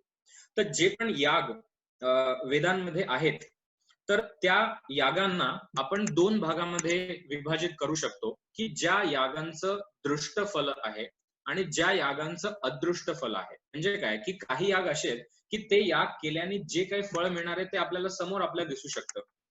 आता याच्यामध्ये अजून एक गोष्ट मला सांगावीशी वाटते, की ज्या ज्या बऱ्याचशा यागांचं वर्णन जे वेदांमध्ये केलं जातं, त्याच्यामध्ये ते जे कर्म आहे ते सगळं सकाम कर्म आहे. सकाम कर्म म्हणजे काय, की ज्या व्यक्तीला एखादी गोष्ट प्राप्त करण्याची इच्छा असेल, त्या व्यक्तीने ते कर्म केल्यानंतर त्याला त्या कर्माचं फळ मिळेल. म्हणजे जसं आपण साधारणपणे भगवद्गीतेमध्ये किंवा इतर जसं योगामध्ये किंवा सांख्यामध्ये म्हणतात, की व्यक्तीने निष्काम कर्म केलं पाहिजे. तर निष्काम कर्म करणं हा एक वेगळ्या प्रकारचं कर्म झालं. आपण असं त्याला म्हणू शकतो, की ते उपासना कर्म झालं. किंवा निष्काम भावनेने कर्म केलं तर त्या कर्माचं आपल्याला अपेक्षा नसते, की त्याचं काय फळ मिळेल. तर तो एक वेगळा एक एक वेगळी भूमिका झाली असं आपल्याला म्हणता येईल. पण वेदांमध्ये ज्या ज्या प्रकारच्या कर्मांचं वर्णन आहे, त्यापैकी बरेचसे जे कर्म आहेत ते निष्काम कर्म नाहीयेत, ते सकाम कर्म आहेत. सकाम कर्म म्हणजे काय, एखाद्या व्यक्तीला एखादी गोष्ट प्राप्त करण्याची इच्छा असेल आणि त्यांनी ते कर्म केलं तर त्याला त्या कर्माचं फळ मिळेल. म्हणजे एखादं प्रयोजन मनामध्ये ठेवून, एखादं उद्देश्य मनामध्ये ठेवून जर कर्म केलं जातं तर त्याला आपण असं म्हणू शकतो की सकाम कर्म. म्हणजे एखादी विशिष्ट कामना आपल्या मनामध्ये असेल आणि ती पूर्ण होण्यासाठी आपण जेव्हा कर्म करतो, त्यावेळेस आपल्याला म्हणता येईल की ते सकाम कर्म आहे. तर अशा पद्धतीची जी कर्म वेदांमध्ये आहेत, तर आपल्याला असं म्हणता येईल की ती दोन प्रकारची आहेत. ज्यांचं फळ दृष्ट फल आहे. दृष्ट म्हणजे जी आपल्याला समोर दिसू शकतं. आता याचं एक उदाहरण म्हणजे एक याग आहे की ज्याचा उल्लेख वेदांमध्ये आढळतो. त्या यागाचं नाव आहे कारिरी इष्टी. कारिरी नावाचा याग आहे आणि कारिरी याग हा पाऊस पडण्यासाठी केला जातो. आता एक सामान्य आणि सर्वांच्या परिचयाचं उदाहरण आहे म्हणून मी हे उदाहरण देतोय, की समजा पाऊस पडला पाहिजे ही कामना मनामध्ये धरून समजा मी तो याग केला आणि तो याग केल्यानंतर त्याचं जे फळ आहे पाऊस पडणे, हे दृष्ट फल आहे. कारण की याग केला आणि त्याचं जे फळ आहे ते आपल्याला समोर दिसू शकतं. तर हे उदाहरण झालं दृष्ट फलाचं. पण काही काही कर्म जी आहेत ती वेदांमध्ये अशा पद्धतीची आहेत की त्याचं फळ आपल्याला आपल्या समोर दिसू शकत नाही, पण त्याचं जे फळ आहे ते अदृष्ट फल आहे. जसं आता मी काही एक उदाहरण सांगितलं की ज्योतिष्टोमेन यजेत स्वर्ग कामः.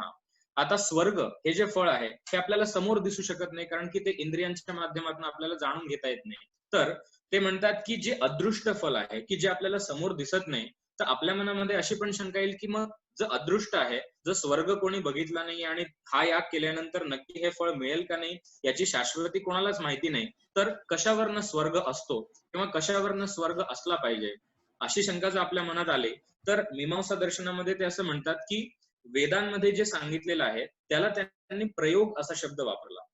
आता याच्यामध्ये एक अजून महत्वाची गोष्ट अशी आपण जाणून घेतली पाहिजे, की आपण बऱ्याच वेळा जेव्हा आपण पूजा करतो, आपण जेव्हा कर्मकांड करतो, त्यावेळेस आपण असं म्हणतो की त्याच्यामध्ये श्रद्धा ही अतिशय महत्वाची आहे. म्हणजे मी जी पूजा करतोय माझी देवासाठी श्रद्धा असली पाहिजे किंवा मी जे पण कर्मकांड करतोय त्याच्यामध्ये श्रद्धा हा अतिशय महत्वाचा भाग आहे असं आपल्याला वाटतं. पण वैदिक जे कर्म आहे त्याच्यामध्ये श्रद्धेचा अजिबात संबंध नाहीये. त्याच्यामध्ये श्रद्धा असलीच पाहिजे असं अनिवार्य अजिबात नाहीये. कारण की ते वैदिक कर्म जे आहे त्याला ते प्रयोग असं नाव देतात. आणि प्रयोग म्हणजे आपल्याला माहिती की जर आपण इंग्लिशमध्ये त्याला अनुवाद केला तर आपण असं म्हणूया की एक्सपेरिमेंट. आणि जसं शास्त्रीय प्रयोग असतात, तर ते म्हणतात की जसं शास्त्रीय प्रयोगामध्ये एखादं यंत्र आहे आणि आपण त्याचे सर्व जे स्पेअर पार्ट्स आहेत किंवा त्याची सर्व सिस्टीम जर आपण प्रॉपरली लावली, तर जे त्याचा रिझल्ट मिळणार आहे तो निश्चितपणे मिळेल. म्हणजे समजा आता एक इलेक्ट्रिकचं सर्किट आहे. आपण जसं रूम मध्ये इलेक्ट्रिफिकेशन करतो आणि जो वायरिंग वगैरे केल्यानंतर जर आपण प्रॉपरली वायरिंग केलं असेल, आपण जर प्रॉपरली ती सगळी इलेक्ट्रिकची सिस्टीम लावली असेल, तर निश्चितपणे बटन दाबल्यानंतर पंखा चालू होणारच होणार. पंखा बटन दाबल्यानंतर लाईट चालू होणारच होणार. कारण की जी काही तंत्र आहे, जी काही सिस्टीम आहे ती एकदम योग्य लावलेली आहे. म्हणजे काय, की ज्या व्यक्तीच्या मनात श्रद्धा आहे त्याच्यासाठीच फक्त पंखा चालू होईल आणि ज्या व्यक्तीच्या मनात श्रद्धा नाहीये त्याचा पंखा चालू होणार नाही, असं याच्यामध्ये काही नाही. तसंच ते म्हणतात की जे वैदिक कर्म आहे त्याच्यामध्ये श्रद्धेची अजिबात आवश्यकता नाहीये.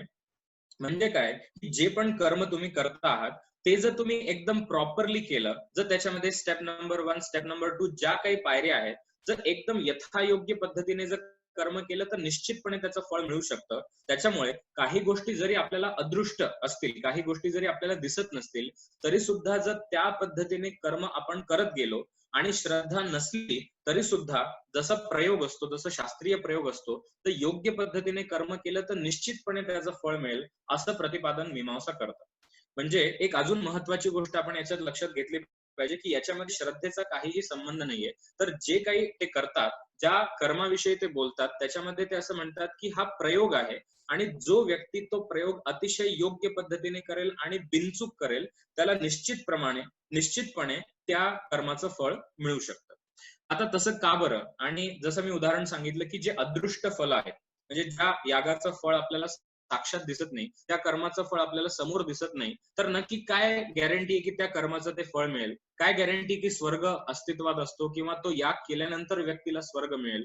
आता या सगळ्या चर्चेवरनं म्हणजे दोन वेगवेगळ्या प्रकारची मतं आपल्याला दिसून येतात, की एक जे दर्शन आहे, ज्याचं आपण नंतर चर्चा करणार आहोत, चार्वाक दर्शन. आता चार्वाक दर्शनाने जेव्हा वेदांचा अभ्यास केला किंवा चार्वाक दर्शनांच्या अभ्यासकांनी जेव्हा वेद वाचले आणि जेव्हा त्यांनी अशा प्रकारचे विधान वाचले की स्वर्गाची प्राप्ती होऊ शकते, एखादा याग केल्यानंतर त्या व्यक्तीला स्वर्ग मिळू शकतो, तेव्हा चार्वाक दर्शनाने त्याचं खंडन केलं. कारण की चार्वाक म्हणतो की मला जे दिसत नाही ते मी का स्वीकार करू? आणि सामान्यपणे आपली पण अशीच एक मनोधारणा असते की जी गोष्ट आपल्याला दिसत नाही ती आपण का स्वीकार करावी?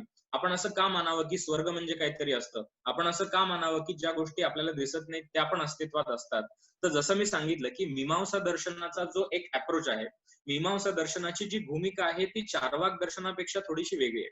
कारण की ते म्हणतात की इंद्रियांना जरी काही गोष्टी दिसत नसल्या तरी सुद्धा इंद्रियांच्या मर्यादा आहेत आणि इंद्रियांच्या पलीकडे सुद्धा काही गोष्टी असू शकतात.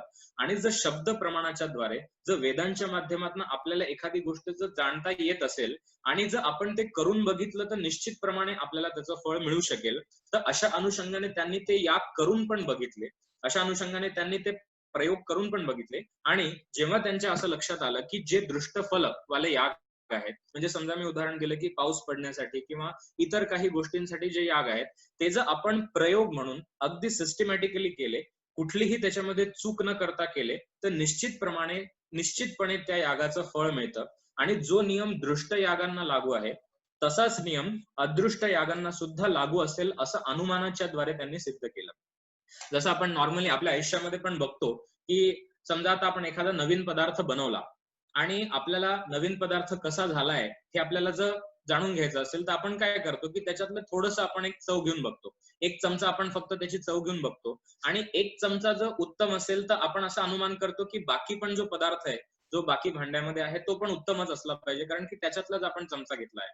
तसंच आपल्याला वैदिक कर्मकांडाच्या बाबतीत सुद्धा आपल्याला म्हणता येईल की जर दृष्ट फल देणारे जे याग आहेत ते करून बघितल्यानंतर निश्चितपणे आपल्याला फळ मिळतं. तर याच्यावरनं आपण असा निष्कर्ष काढू शकतो की ज्या यागांचं फळ जरी आपल्याला समोर दिसत नसलं तरी सुद्धा निश्चितपणे आपल्याला त्याचं फळ मिळेल, कारण की आपण दुसऱ्या यागांचा अनुभव घेतला आहे. म्हणजेच थोडक्यात मीमांसा दर्शनाचे जे आचार्य होते त्यांनी नुसतं शाब्दिक चर्चा नाही केली, पण त्यांनी ते प्रत्यक्ष प्रयोग करून बघितले आणि जे दृष्ट फलवाले याग आहेत जे ते केल्यानंतर त्यांना निश्चितपणे फळ मिळालं असं लक्षात आलं. तेव्हा त्यांनी असं अनुमान केलं की इतरही जे याग वेदांमध्ये आहेत त्याचं पण निश्चितपणे फळ निश्चितच असणार आहे. आणि कर्म केल्यानंतर फळ लगेचच मिळेल असं नाही, तर त्याच्यामध्ये काही मध्ये गॅप जाऊ शकते. तर कर्म याग समजा केला, समजा एखाद्या व्यक्तीने ज्योतिष्टोम याग केला आणि लगेच ज्योतिष्टोम याग केल्या केला तो व्यक्ती स्वर्गाला जाईल का? केल्या केल्या त्या व्यक्तीला स्वर्ग प्राप्ती होईल का?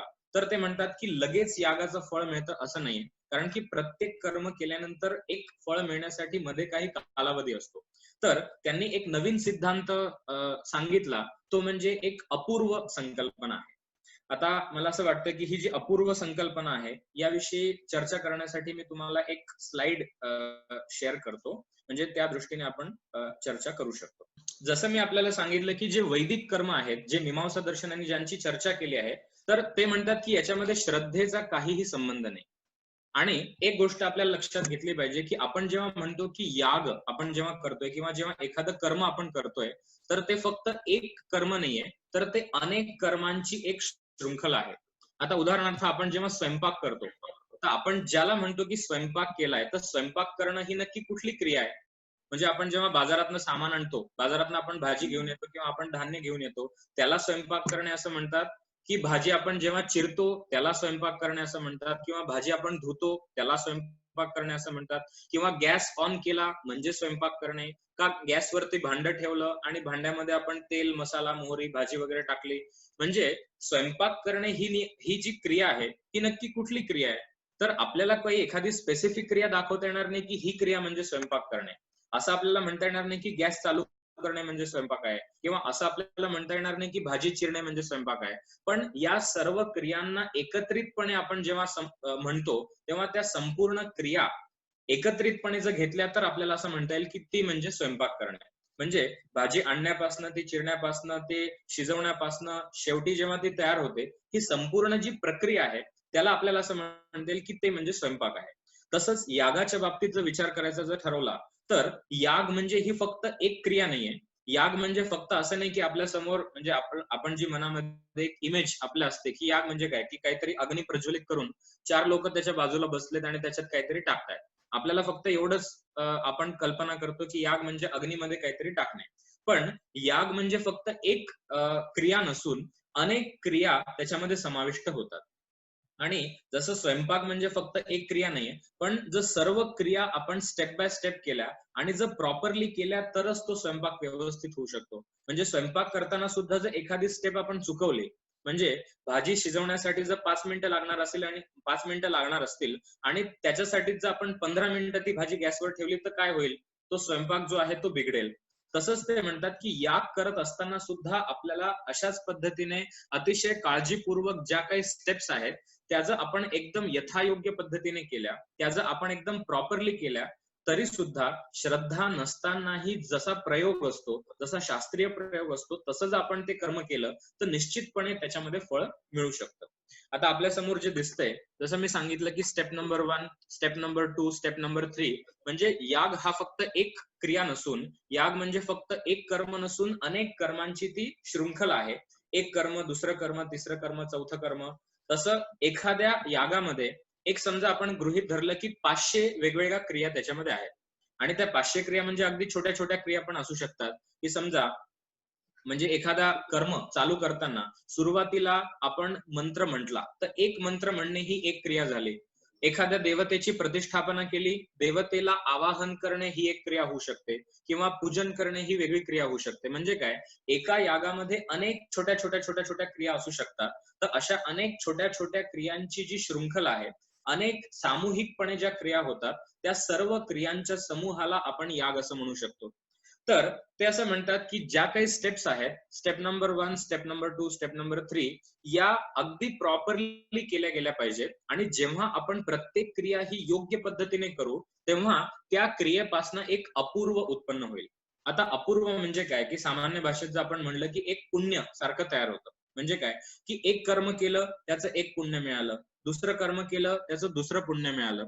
आता इथे अगदी समजा पुण्य वगैरे या शब्दांचा वापर आपल्याला करायचा नसेल, अशा संकल्पनांचा उल्लेख आपल्याला करायचा नसेल, तर जरी मी सांगितलं की आपण जेव्हा स्वयंपाक तयार करतो, जर अगदी सर्व गोष्टी आपण प्रॉपरली केल्या, त्याचा क्रम पण अगदी प्रॉपरली फॉलो केला, तरच आपण स्वयंपाक किंवा अन्न बनवण्याची जी पद्धत आहे ती योग्य असू शकते.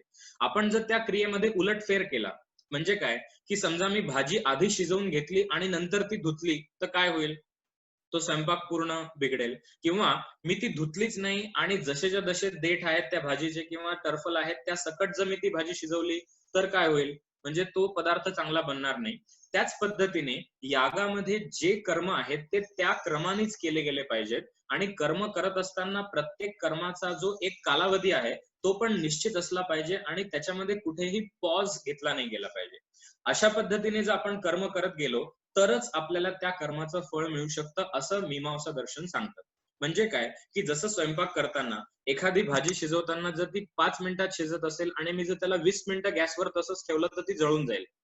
आणि एक कर्म केल्यानंतर काही काही वेळेला दुसरं कर्म करणं इमिजिएटली अपेक्षित असतं. समजा आता मला पोळ्या करायच्या आहेत आणि मी कणिक भिजवून ठेवली आणि कणिक भिजवून मी 10 तास कणिक तशीच ठेवली आणि 10 तासानंतर जर मी पोळ्या करायला घेतला तर काय होईल, की त्या पोळ्या चांगल्या होणार नाही.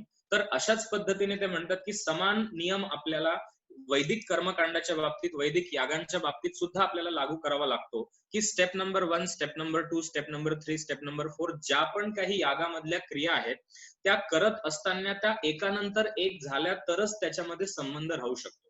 म्हणजे काय की याग करत असताना किंवा कुठलंही कर्म करत असताना ते एकानंतर एक स्टेप फॉलो केल्या पाहिजे. आणि समजा स्टेप नंबर 5वी स्टेप केल्यानंतर मी थोडा वेळ थांबलो, थोडा वेळ मी 5 मिनिटं विश्रांती घेतली, मी पाणी प्यायलो, मी चहा प्यायलो, तर ते म्हणतात की असं चालणार नाही. का नाही चालणार? कारण की ज्या कर्मानंतर जे कर्म करणं अपेक्षित आहे ते इमिजिएटली केलं गेलं पाहिजे, नाहीतर त्याच्यामध्ये संबंध राहणार नाही.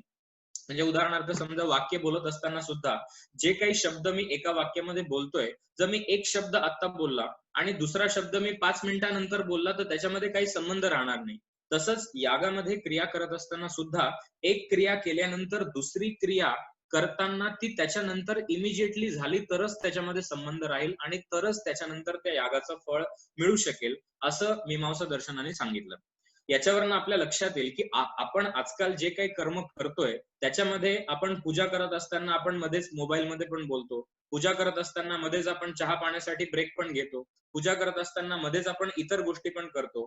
पण वैदिक कर्मामध्ये जे श्रौत कर्म आहे त्याच्यामध्ये या सगळ्या गोष्टी चालणार नाहीत. कारण की ते म्हणतात की जर तुम्ही एखादी क्रिया चुकीची केली किंवा एखादी क्रिया जी अनावश्यक आहे, जी त्या कर्माचा भाग नाहीये, जी ते यागाचा भाग नाहीये, ती जर तुम्ही त्याच्यामध्ये आणली तर संपूर्ण याग जो आहे तो स्पॉइल होईल, संपूर्ण याग जो आहे त्याचं फळ आपल्याला मिळणार नाही. आणि अर्थात ही सगळी जी डिस्कशन आहे, ही सगळी जी चर्चा आहे ही श्रद्धेपोटी नाहीये, पण ते म्हणतात की जसं तुम्ही इतर कर्म करतात तोच नियम या कर्मासाठी पण लागू आहे. जसं जे शास्त्रज्ञ आहेत किंवा जे हॉस्पिटलमध्ये डॉक्टर समजा एखादं ऑपरेशन करत असतील आणि ऑपरेशन चालू असताना डॉक्टरांनी त्या पेशंटला भूल दिली आणि समजा ऑपरेशन चालू केलं आणि नंतर ते डॉक्टर जर चहा प्यायला निघून गेले किंवा ते नाश्ता करायला निघून गेले तर काय होईल? म्हणजे काय की जसं ऑपरेशन करताना सुद्धा एखादं कर्म करत असताना त्याचे विधी आहेत, त्याचे प्रॉपर स्टेप्स आहेत आणि मध्ये पॉज घेतला नाही पाहिजे किंवा अनावश्यक ज्या गोष्टी आहेत त्या त्याच्यामध्ये आल्या नाही पाहिजेत. जसं ऑपरेशन थिएटर मध्ये सुद्धा डॉक्टर जे ऑपरेशन मध्ये समाविष्ट लोक आहेत त्यापेक्षा इतर लोकांना प्रवेश नसतो. आता समजा मी बघितलं की नाही माझ्या वडिलांचं ऑपरेशन आहे किंवा माझ्या मित्राचं ऑपरेशन आहे किंवा माझ्या इतर कोणा नातेवाईकाचं ऑपरेशन आहे तर मला बघायचंय, असं मी जर म्हटलं तर डॉक्टर म्हणतील की नाही तुम्ही बाजूला व्हा, तुम्हाला त्या थिएटरमध्ये प्रवेश मिळणार नाही. तसंच ते म्हणतात की या कर्मामध्ये सुद्धा ज्या ज्या लोकांना या कर्मामध्ये पार्टिसिपेट करायचं आहे, जे जे लोक त्या यागामध्ये समाविष्ट होणार आहेत तेच फक्त त्याच्याशी संबंधित तिथे उपस्थित असले पाहिजे. म्हणजे नुसतं याग बघण्यासाठी कोणी गेलंय असं त्याच्यामध्ये चालणार नाही. कारण की ते म्हणतात की जसं इतर कर्म आहे तसंच याग हे सुद्धा एक कर्म आहे आणि त्याच्याकडे प्रयोग म्हणूनच बघितलं पाहिजे. आणि जर आपण प्रयोग म्हणून बघितलं आणि आपण तेवढं सिस्टमॅटिकली केलं तर ते म्हणतात की निश्चितपणे आपल्याला फळ मिळेल, याच्याविषयी काही शंका नाही.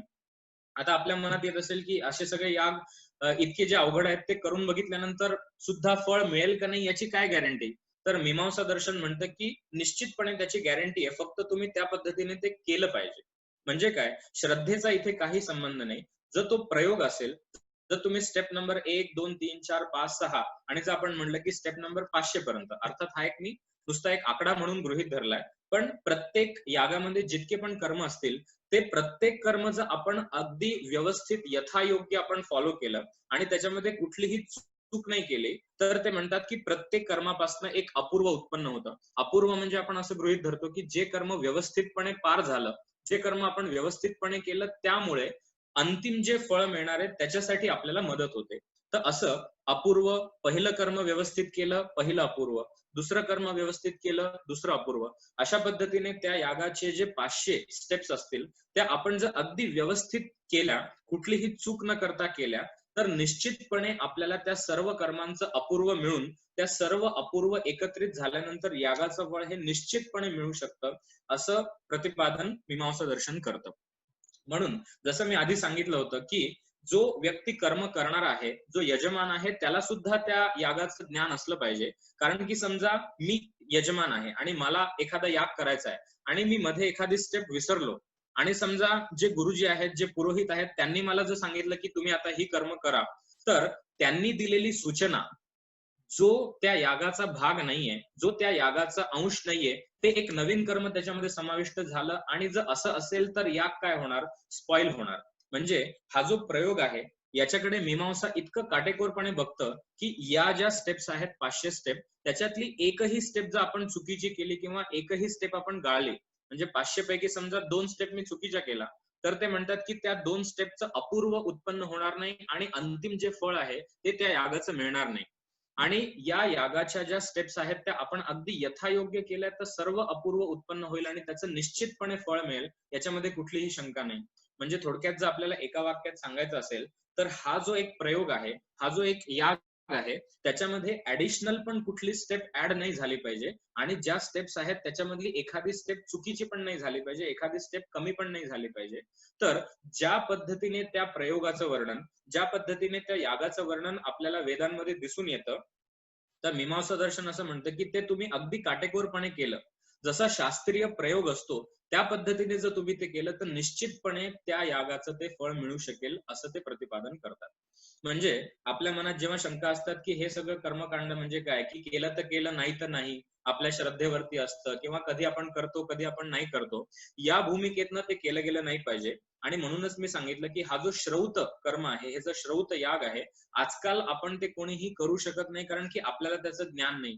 आणि दुसरं म्हणजे आजकालच्या काळात इतक्या काटेकोरपणे जर करायचं असेल तर सर्व त्या यागामध्ये किंवा त्या कर्मामध्ये समाविष्ट असणारे जे लोक आहेत, सर्व लोक सुद्धा तितकेच तत्पर पाहिजे, सर्व लोक सुद्धा तितकेच त्यांना ज्ञान पाहिजे. आणि अशा पद्धतीने जर आपण एखादा प्रयोग केला तर निश्चितपणे आपल्याला फळ मिळू शकतं, याविषयी काही शंका नाही, असं मीमांसा दर्शन प्रतिपादन करतं. आता याविषयी थोडक्यात एक मी गोष्ट अशी सांगतो की अशा पद्धतीने कोणी खरंच करून बघितलं आहे का, किंवा हे नुसतं ग्रंथांमध्येच आहे का, प्रत्यक्षात कोणी त्याचा अनुभव घेतला आहे? म्हणजे नुसतं मीमांसा म्हणतं म्हणून आपण ते ऐकायचं, म्हणून आपण ते फॉलो करायचं, असं ते आहे का? तर मला असं मी सांगू इच्छितो की ज्यावेळेस मी पीएचडी साठी संशोधन करत होतो आणि माझा रिसर्चचा विषय होता की वेदर प्रेडिक्शन कसं करता येईल, याविषयी आपल्या परंपरेमध्ये कुठले नियम आहेत. म्हणजे ज्याला असं आपण म्हणतो की आजकाल हवामान खातं आपलं आधी पावसाचं पूर्वानुमान सांगत असतं, तर तसंच आपल्या संस्कृत ग्रंथांमध्ये सुद्धा पावसाचं पूर्वानुमान कसं करता येईल किंवा त्याचा आपण निष्कर्ष कसं लागू शकतो, याविषयी माझा अभ्यास होता.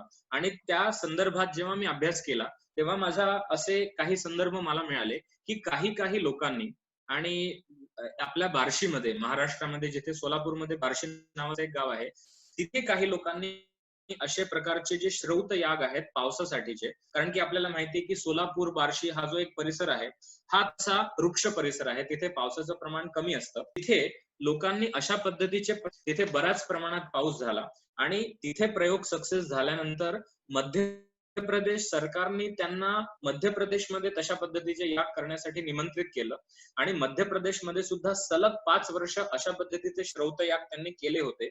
आणि निश्चितपणे त्यांना सिस्टमॅटिकली प्रयोगानुसार त्यांनी केल्यामुळे निश्चितपणे त्यांना तसं फळ मिळालं. आणि ते जे याग केले किंवा त्याचा जो निष्कर्ष आहे तो सगळा इंटरनेटवरती पण डेटा उपलब्ध आहे, आपण जर सर्च केलं तर आपल्याला सुद्धा निश्चितपणे तो मिळू शकेल. म्हणजे काय की मीमांसा दर्शनाने जे प्रतिपादन केलंय की तुम्ही एखादं कर्म जर प्रॉपरली फॉलो केलं, प्रयोग समजून जर ते केलं, तर निश्चितपणे वैदिक कर्मांचं फळ मिळेल, याच्यामध्ये कुठलाही संशय नाही आणि याच्यामध्ये श्रद्धेचा काहीही संबंध नाही, असं ते म्हणतात. आता ही एक संकल्पना आपण याग आणि अपूर्व ही एक आपण चर्चा केली.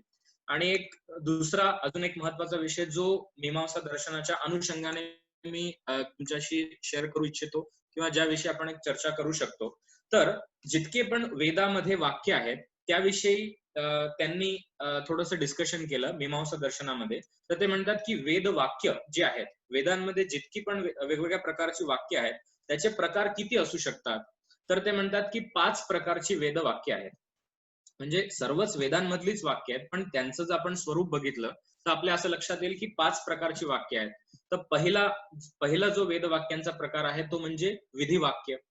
तर विधी म्हणजे काय की जे एखाद्या कर्माविषयी प्रतिपादन करणारं वाक्य ते म्हणजे विधी वाक्य. आता याच्यामध्ये पण 4 भेद आहेत, तर थोडक्यात त्यांची उदाहरणं मी सांगतो आणि त्याविषयी थोडीशी माहिती सांगतो. अर्थात आता हा जो सगळा विषय आहे, आपल्याला असं वाटेल की हे सगळं आपल्याला आपल्या आयुष्यामध्ये आपण कधी करू का, किंवा आपल्या आयुष्यामध्ये याचा खरंच काही उपयोग आहे का, किंवा आजकाल आपण हे सगळं कर्म करू शकतो का. तर मला असं वाटतं की बऱ्याचदा ते कर्म खूप कठीण आहे आणि ते सगळं ज्ञान आपल्याला नाहीये, म्हणून आपल्याला ते आजकाल करणं खरंच अवघड आहे. पण तरी सुद्धा मीमांसा दर्शनाने जे मूळ वैदिक कर्म आहे ते कसं आहे याविषयी जे सांगितलंय ते जाणून घेणं आपल्याला महत्वाचं ठरतं. कारण की आपण ज्या काही पूजा करतो, आपण जे काही घरी कर्मकांड करतो, आपल्याला वाटतं की हे सगळं अगदी शास्त्रीय असलं पाहिजे, हे अगदी बरोबर असलं पाहिजे. पण तरी सुद्धा कर्म म्हणजे काय, कर्मकांड म्हणजे नक्की काय, आपण ज्या पूजा करतो, आपण ज्या प्रकारच्या व्रत उपासना करतो, त्यांचा नक्की शास्त्रीय आधार काय आहे, त्यांचा खरोखरच वेदांशी संबंध आहे का, या सगळ्या गोष्टींविषयी जाणीव होण्यासाठी मला असं वाटतं की आजची चर्चा ही आपल्याला उपयुक्त ठरेल. म्हणजे हे जे वैदिक याग आहेत, ज्योतिष्टोम याग किंवा अग्निहोत्र आहे किंवा दर्शपूर्ण मास याग, जरी आपण आपल्या आयुष्यामध्ये ही कर्म कधी केली नाही किंवा अशा प्रकारचे याग आपण कधी केले नाही, तरी सुद्धा आपण जे कर्म करतो आहे आणि ज्या प्रकारचं कर्म वेदांमध्ये आहे किंवा मीमांसेमध्ये आहे, त्याविषयी थोडीशी योग्य माहिती मिळण्यासाठी मला असं वाटतं की आजची चर्चा आपल्याला उपयुक्त ठरू शकते. आता जसं विधी हे जे वेदवाक्य आहे त्याच्यामध्ये 4 प्रकार असतात. एक म्हणजे उत्पत्ती विधी. आता जसं मी आपल्याला सांगितलं की मीमांसा दर्शन हे पूर्णपणे वेदांवरती आश्रित आहे. त्याच्यामुळे उदाहरणं देताना सुद्धा मला वेदांमधलीच द्यावी लागतात. जरी आपल्याला संस्कृत थोडं समजायला कठीण असलं तरी सुद्धा मी थोडक्यात तुम्हाला मराठीमध्ये ते स्पष्ट करून सांगेल. कारण की आपल्याला वेदांचा उल्लेख घ्यायचा आहे आणि वेदांमधली उदाहरणं घ्यायची आहेत, म्हणून आपल्याला संस्कृतमध्ये घेणं हे आपल्याला आवश्यक आहे. समजा आता उत्पत्ती विधी हा पहिल्या प्रकारचा विधी आहे. म्हणजे ज्या वेळेस एखाद्या यागाचं पहिल्यांदा वर्णन, एखाद्या यागाचा पहिल्यांदा उल्लेख जेव्हा वेदामध्ये येतो, तेव्हा त्या प्रकारच्या वाक्याला ते उत्पत्ती विधी असं म्हणतात. उदाहरणार्थ अग्निहोत्रम जुहोती हे एक वाक्य आहे. म्हणजे अग्निहोत्र याग करावा. आता अग्निहोत्र याग करावा हा पहिल्यांदा हे जे वाक्य आहे, या एका नवीन यागाचं वर्णन करणारं वाक्य पहिल्यांदा जेव्हा वेदामध्ये येतं, तेव्हा त्याला उत्पत्ती विधी असं म्हणतात. आणि त्याच्या अनुषंगाने जेव्हा नंतर वर्णन येईल की तो याग कसा करावा, त्याच्यामध्ये कुठल्या कुठल्या गोष्टी वापराव्यात, त्याच्यामध्ये प्रयोग कसा असला पाहिजे, ते सगळं वर्णन त्याच्या अनुषंगाने नंतर येतं. पण जसं कुठलाही आपण जेव्हा पुस्तक वाचतो किंवा एखादा धडा वाचतो, त्याच्यामध्ये सुरुवातीला त्या धड्याचं नाव असतं, त्याचं एक टायटल असतं. तसंच आपल्याला असं म्हणता येईल की वेदांमध्ये जेव्हा सगळ्यात पहिले एखाद्या कर्माचं वर्णन येतं, जेव्हा त्याचा उल्लेख येतो, तेव्हा त्या प्रकारच्या वाक्याला म्हणतात उत्पत्ती विधी, जिथे पहिल्यांदा त्या कर्माचं वर्णन आहे. अग्निहोत्रम जुहोती म्हणजे अग्निहोत्र याग करावा. पण तो कसा करावा हे सगळं वर्णन नंतर येईल. त्याच्यामुळे उत्पत्ती म्हणजे काय की पहिल्यांदा जेव्हा त्या वाक्याचा उल्लेख येतो ते म्हणजे उत्पत्ती वाक्य. त्यानंतर दुसऱ्या प्रकारचे जे विधी वाक्य आहे ते म्हणजे विनियोग विधी. म्हणजे एका यागाचं वर्णन उत्पत्ती वाक्याच्या द्वारे केलं गेलं की अग्निहोत्र नावाचा याग आहे, पण त्या यागाशी संबंधित इतर कुठल्या गोष्टी आहेत, तर विनियोग विधी याच्यामध्ये त्या यागामध्ये वापरल्या जाणाऱ्या सर्व वस्तूंचा त्या कर्माशी संबंध कसा आहे हा सांगितला जातो.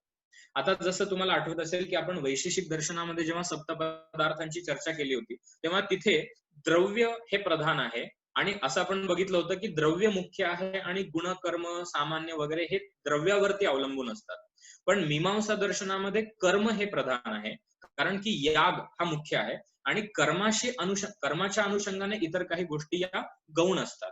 त्याच्यामुळे इतर ज्या गोष्टी आहेत ज्याच्यामध्ये द्रव्य आहे किंवा देवता आहे किंवा गुण आहे किंवा क्रिया आहे, या सगळ्या गोष्टी कर्माच्या अनुषंगाने सांगितलेल्या असल्यामुळे त्या सगळ्यांचा उल्लेख ज्या ज्या वाक्यांमध्ये होतो त्यांना म्हणतात विनियोग विधी. आता समजा अग्निहोत्र याग करावा, पण त्याच्यामध्ये कशाचं हवन केलं गेलं पाहिजे, तर एक दुसरं वाक्य येतं दध्ना जुहोती म्हणजे दह्याचं हवन करावं. आता दह्याचं हवन करावं पण कशामध्ये करावं, अग्निहोत्र यागामध्ये. म्हणजे याग हा प्रधान आहे, कर्म हा प्रधान आहे आणि त्याच्या अनुषंगाने द्रव्य हे गौण झालं, कारण की द्रव्य हा त्या यागाचा भाग झाला. तसंच देवता हा सुद्धा त्या यागाचा फक्त एक भाग झाला. आता इथे सुद्धा अतिशय महत्वाची गोष्ट आपल्याला जाणून घेतली पाहिजे की जिथे जिथे देव किंवा जिथे जिथे देवता यांचा उल्लेख येतो तेव्हा आपल्याला असं वाटतं की देव म्हणजे सगळ्यात श्रेष्ठ आहे. पण इथे मीमांसा दर्शनामध्ये ते देवतेला श्रेष्ठ मानत नाहीत, ते कर्माला श्रेष्ठ मानतात. आणि जसं द्रव्य म्हणजे जसं दही किंवा तांदूळ हा त्या यागाचं एक अंग आहे, तसंच देवता ही सुद्धा त्या यागाचं फक्त एक अंग म्हणून ते मानतात. म्हणजे देवतेला ते सर्वश्रेष्ठ मानत नाहीये. त्याच्यामुळे देवता हा फक्त त्या यागाचं एक अंग म्हणून त्यांनी स्वीकार केलेला आहे. आता त्याचं एक उदाहरण आहे आहवनीय जुहोती. आहवनीय हा एक अग्नीचं रूप आहे. तर ज्यावेळेस अग्नीमध्ये आपण हवन करतो तेव्हा ती अग्नी देवता हा फक्त त्या यागाचं, त्या कर्माचा एक अंग आहे. म्हणजे जसं दही हा त्या यागाचा एक भाग झाला. तसंच अग्नी हा फक्त त्या यागाचा एक भाग झाला. म्हणजे जरी अग्नी ही देवता असली तरी सुद्धा त्याला काही विशेष महत्व दिलंय किंवा त्याला आपण जास्त श्रेष्ठ मानलंय असं नाही, कारण की याच्यामध्ये कर्म प्रधान आहे आणि देवता हा फक्त त्या यागाचं एक अंग म्हणून आपण धरलेला आहे. त्यानंतर कधी कधी द्रव्य हे अंग असू शकतं, देवता हे अंग असू शकतं, कधी कधी गुण हे पण अंग असू शकतं. गुण म्हणजे काय, की समजा रूप किंवा रस किंवा गंध ही काही गुणांची उदाहरणं झाली. आता एक असं उदाहरण आहे, अरुणया एक हयन्या गवा सोमम क्रीणाती. म्हणजे ज्या ज्या यागामध्ये सोम वल्ली किंवा सोम रसाचा समावेश असतो, तर तिथे वेदांमध्ये असा उल्लेख आहे की ज्यावेळेस आपण सोम रस विकत घेऊ त्यावेळेस तो कसा विकत घेतला पाहिजे, की आपण पैसे देऊन विकत घेतला तर ते चालणार नाही.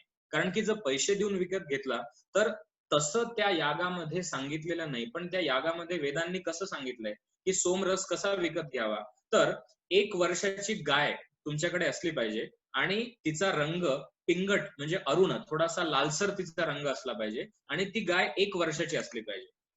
म्हणजे 1 वर्षाची गाय जी लालसर रंगाची आहे, अशा पद्धतीची जी गाय आहे तिला देऊन तुम्ही सोमरस विकत घेतला पाहिजे. आणि तसं जर केलं तरच त्या यागाच्या सर्व स्टेप प्रॉपरली फॉलो झाल्या असं आपल्याला म्हणता येईल.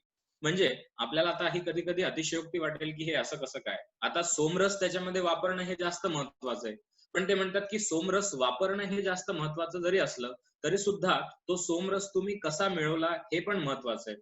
म्हणजे समजा आता आपण एखादा स्वयंपाक करताना भाजी चिरली किंवा भाजी चिरताना किंवा एखादी गोष्ट आपण किसताना आपल्याकडे वेगवेगळे ऑप्शन असू शकतात, की आपण किसणीने किसलं किंवा आपण सुरीने त्याचे बारीक बारीक तुकडे केले. म्हणजे एखादा पदार्थ खास बनवताना तीच सिस्टीम फॉलो केली गेली पाहिजे, तीच प्रक्रिया फॉलो केली गेली पाहिजे. तसंच ते म्हणतात की या वैदिक यागांमध्ये सुद्धा ज्या वेळेस कर्म केलं गेलंय, जसे नियम सांगितले आहेत तसंच जर तुम्ही कर्म केलं, जर वेदांमध्ये असं सांगितलंय की तुम्ही गाय देऊन आणि ती गाय 1 वर्षाची असली पाहिजे, लालसर रंगाची असली पाहिजे, अशी गाय देऊन जर तुम्ही सोमरस विकत घेतला तरच तो याग पूर्ण समजला जाईल. म्हणून ते म्हणतात की जो लालसर रंग आहे गायीचा, तो गुण जो आहे गायीचा, तो सुद्धा त्या यागाचं एक अंग बनतो. म्हणजे काळी गाय दिली तर असं नाही की सोमरस मिळणार नाही, पण ते म्हणतात की त्या प्रयोगामध्ये विक्षेप येईल, त्या प्रयोगामध्ये बाधा येईल. आता समजा जर मी उदाहरण दिलं की आपल्याला जर इलेक्ट्रिफिकेशन करायचंय घरी, आपल्याला जर इलेक्ट्रिसिटीचं काही काम करायचं असेल तर त्याच्यामध्ये विशिष्ट एक वॅटचं आपण काहीतरी वापरतो, की इतक्या वॅटचं असलं पाहिजे, इतक्या वॅटचं असलं पाहिजे, म्हणजे तेवढी पॉवर धारण करण्याची त्याच्यामध्ये क्षमता असली पाहिजे. जर त्या वॅटच्या ऐवजी आपण जर कमी मर्यादेचं लावलं तर काय होईल, त्याच्यामध्ये आपल्याला प्रॉब्लेम सुद्धा येऊ शकतो, ती सिस्टीम चालणार नाही. तसंच ते म्हणतात की वैदिक कर्मामध्ये सुद्धा जे काही नियम सांगितलेले आहेत ते अतिशय प्रॉपरली फॉलो केले गेले पाहिजे.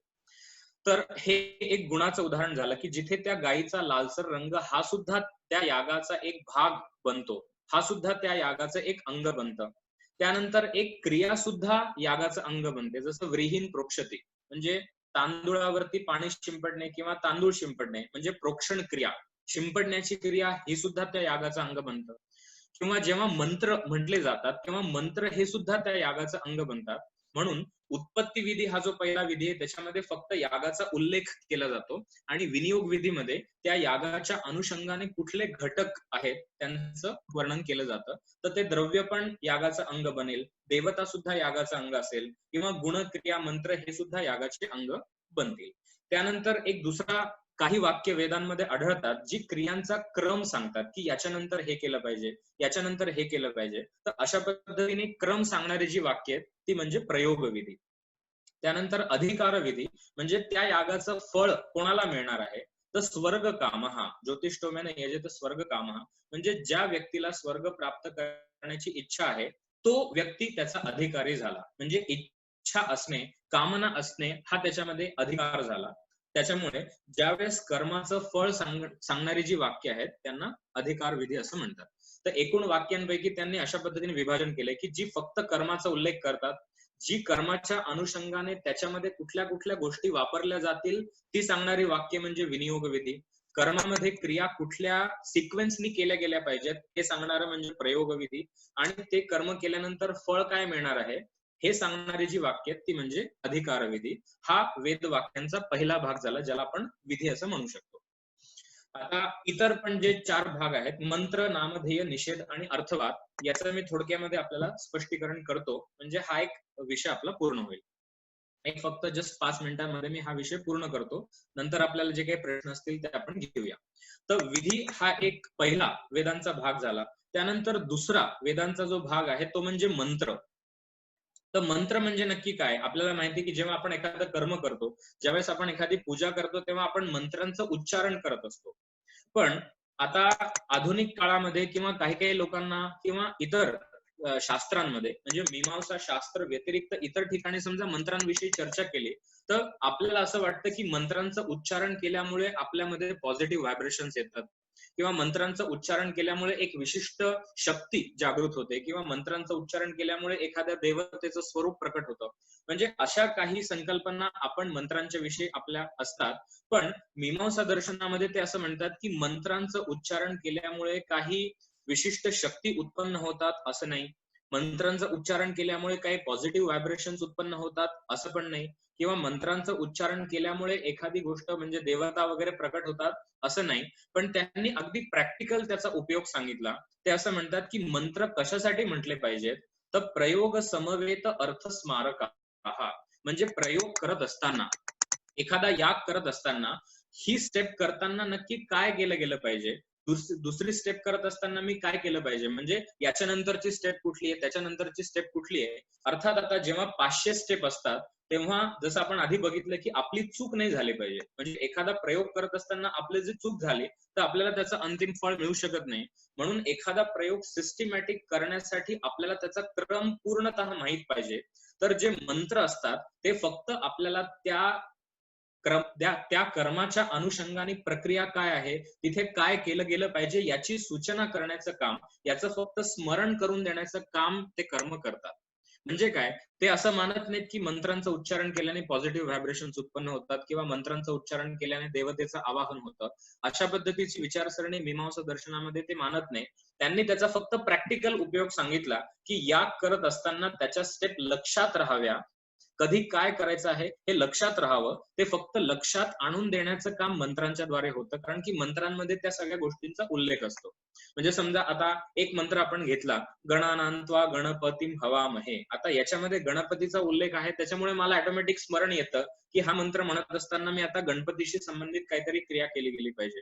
म्हणजे काय, की मंत्रांचा फक्त प्रॅक्टिकल उपयोग त्यांनी सांगितला की जी आपण कर्म करणार आहोत, ज्या स्टेप्स आपण फॉलो करणार आहोत, त्यांना फक्त योग्य पद्धतीने समजण्यासाठी, त्यांचं स्मरण होण्यासाठी, प्रयोग करत असताना आपली कुठेही चूक होऊ नये, आपण ते प्रॉपर सिक्वेन्सनी करावं, यासाठी फक्त मंत्र असतात. बाकी त्यांचं काहीही प्रयोजन नसतं, असं स्पष्ट प्रतिपादन मीमांसा दर्शनाने केलंय. तर मंत्र म्हणजे जे प्रयोगाच्या वेळेस आपण मंत्रांचं उच्चारण करतो, फक्त ते योग्य पद्धतीने कर्म करण्यासाठी करतो असं ते म्हणतात. त्यानंतर तिसरा जो एक वेद वाक्यांचा प्रकार आहे, तर ते म्हणजे नामधेय. नामधेय म्हणजे काय, की ज्याच्यात नाव सांगितलंय. आता खरं तर नामधेय हे विधी वाक्यापेक्षा वेगळं नाहीये, पण तरी सुद्धा त्यांनी एक प्रतिपादन का केलं. समजा आपण उदाहरण घेतलं की उद्भिदा यजेत पशु कामः, असं एक वाक्य वेदांमध्ये आहे. पशुकामः म्हणजे ज्या व्यक्तीला पशुधनाची अपेक्षा असेल, ज्या व्यक्तीला असं वाटत असेल की माझ्याकडे खूप गाय किंवा गाई म्हशी असल्या पाहिजेत किंवा पशुधन असलं पाहिजे, तर अशा प्रकारची कामना असणाऱ्या व्यक्तींनी उद्भिद नावाचा याग करावा, असं वाक्य आहे. आता उद्भिद हे यागाचं नाव आहे, पण कधी कधी आपल्याला मनामध्ये संशय येऊ शकतो की संस्कृतमध्ये उद्भिद हे यागाचं नाव पण असू शकतं आणि संस्कृतमध्ये उद्भिद म्हणजे जसं आपण जमीन खोदताना कुदळ वापरतो. कुदळीने काय होतं की आपण जमीन खणतो आणि माती वर येते किंवा जमिनीच्या खालच्या गोष्टी वर येतात. तर उद्भिद म्हणजे काय, की जमिनीचा पृष्ठभाग भेदून एखादी गोष्ट वर येणे, त्याला पण उद्भिद असं म्हणतात. म्हणजे इथे शंका अशी होऊ शकते की उद्भिद हे एका यागाचं नाव आहे की उद्भिद म्हणजे कुदळ आणि त्या कुदळीचा उपयोग एखाद्या यागामध्ये करायचा आहे. अशी जेव्हा शंका उत्पन्न होते, तेव्हा ज्या पद्धतीची वाक्य हे स्पष्टपणे सांगतात की हे यागाचं नाव आहे, पण हे कुदळ वगैरे साठी उपयुक्त नाहीये, हे त्याच्यासाठी नाहीये, म्हणून खास करून त्यांनी अशा वाक्यांना नामधेय वाक्य असं म्हटलं, कारण की ती त्या यागाचं नाव सांगतात. म्हणजे त्यांचा समावेश विधी वाक्यांमध्ये सुद्धा केला जाऊ शकतो, कारण की ते यागाचंच प्रतिपादन करतात. पण जिथे जिथे शंका होते की हे यागाचं नाव आहे की इतर काही आहे, अशा पद्धतीची वाक्य जी फक्त यागाची नावं आहेत असं स्पष्ट झालं पाहिजे, अशा वाक्यांना ते म्हणतात की नामधेय वाक्य.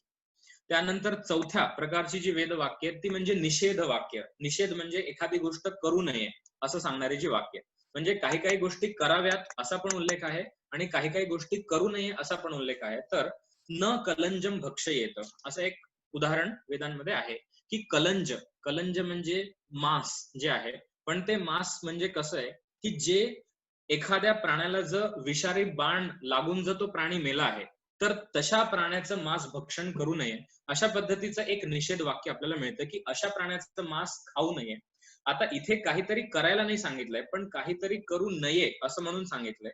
तर अशी जी निगेटिव्ह फॉर्म मध्ये वाक्य असतील की जी निषेधात्मक असतील, तशा पद्धतीचे वाक्य ते म्हणतात की निषेध वाक्य. आणि पाचवा जो भाग आहे तो म्हणजे अर्थवाद.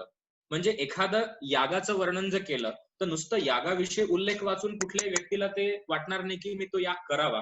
पण अर्थवाद हा जो एक भाग आहे ज्याच्यामध्ये तो याग केल्यानंतर व्यक्तीला काय मिळू शकतं, म्हणजे एखाद्या कर्माची स्तुती करण्यासाठी जे वाक्य असतील, एखाद्या कर्माची प्रशंसा करण्यासाठी जे वाक्य असतील, अशा पद्धतीचे वाक्य म्हणजे अर्थवाद. किंवा जे निषिद्ध कर्म आहेत, जसं आपण आधी बघितलं न कलंजम भक्षयेत, तर जे निषिद्ध कर्म आहेत त्यांची निंदा करणारी जी वाक्य आहेत त्यांचा पण समावेश अर्थवादामध्ये होतो. आता इथे जरी मी 2 उदाहरणं सांगितली असती तरी सुद्धा आपली वेळ संपली आहे, त्याच्यामुळे मी त्यांना जास्त स्पष्ट करत नाही. पण अगदी थोडक्यामध्ये मी तुम्हाला सांगितलं की अर्थवाद वाक्य म्हणजे जी साक्षात क्रियेचं प्रतिपादन करत नाहीये, तर अर्थवाद वाक्य ही क्रियेच्या अनुषंगाने, म्हणजे जे याग सांगितलेले आहेत ते याग करण्यासाठी एखाद्या व्यक्तीला प्रोत्साहन मिळावं, त्या यागाचं बेनिफिट काय आहे हे समजण्यासाठी जी वाक्य सांगितली जातात ती म्हणजे अर्थवाद वाक्य. किंवा ज्या क्रिया करू नये असं सांगितलंय तर त्या क्रियांची निंदा करणारी जी वाक्य आहेत ती म्हणजे अर्थवाद वाक्य असं आपल्याला म्हणता येईल. म्हणजे थोडक्यात त्या यागांविषयी अधिक माहिती देणारी. समजा एखादं कर्म, म्हणजे जसं वेद आपल्याला सांगतायत की हा याग करावा, तर मी म्हणेल की मी का करू, मला नाही इच्छा करण्याची.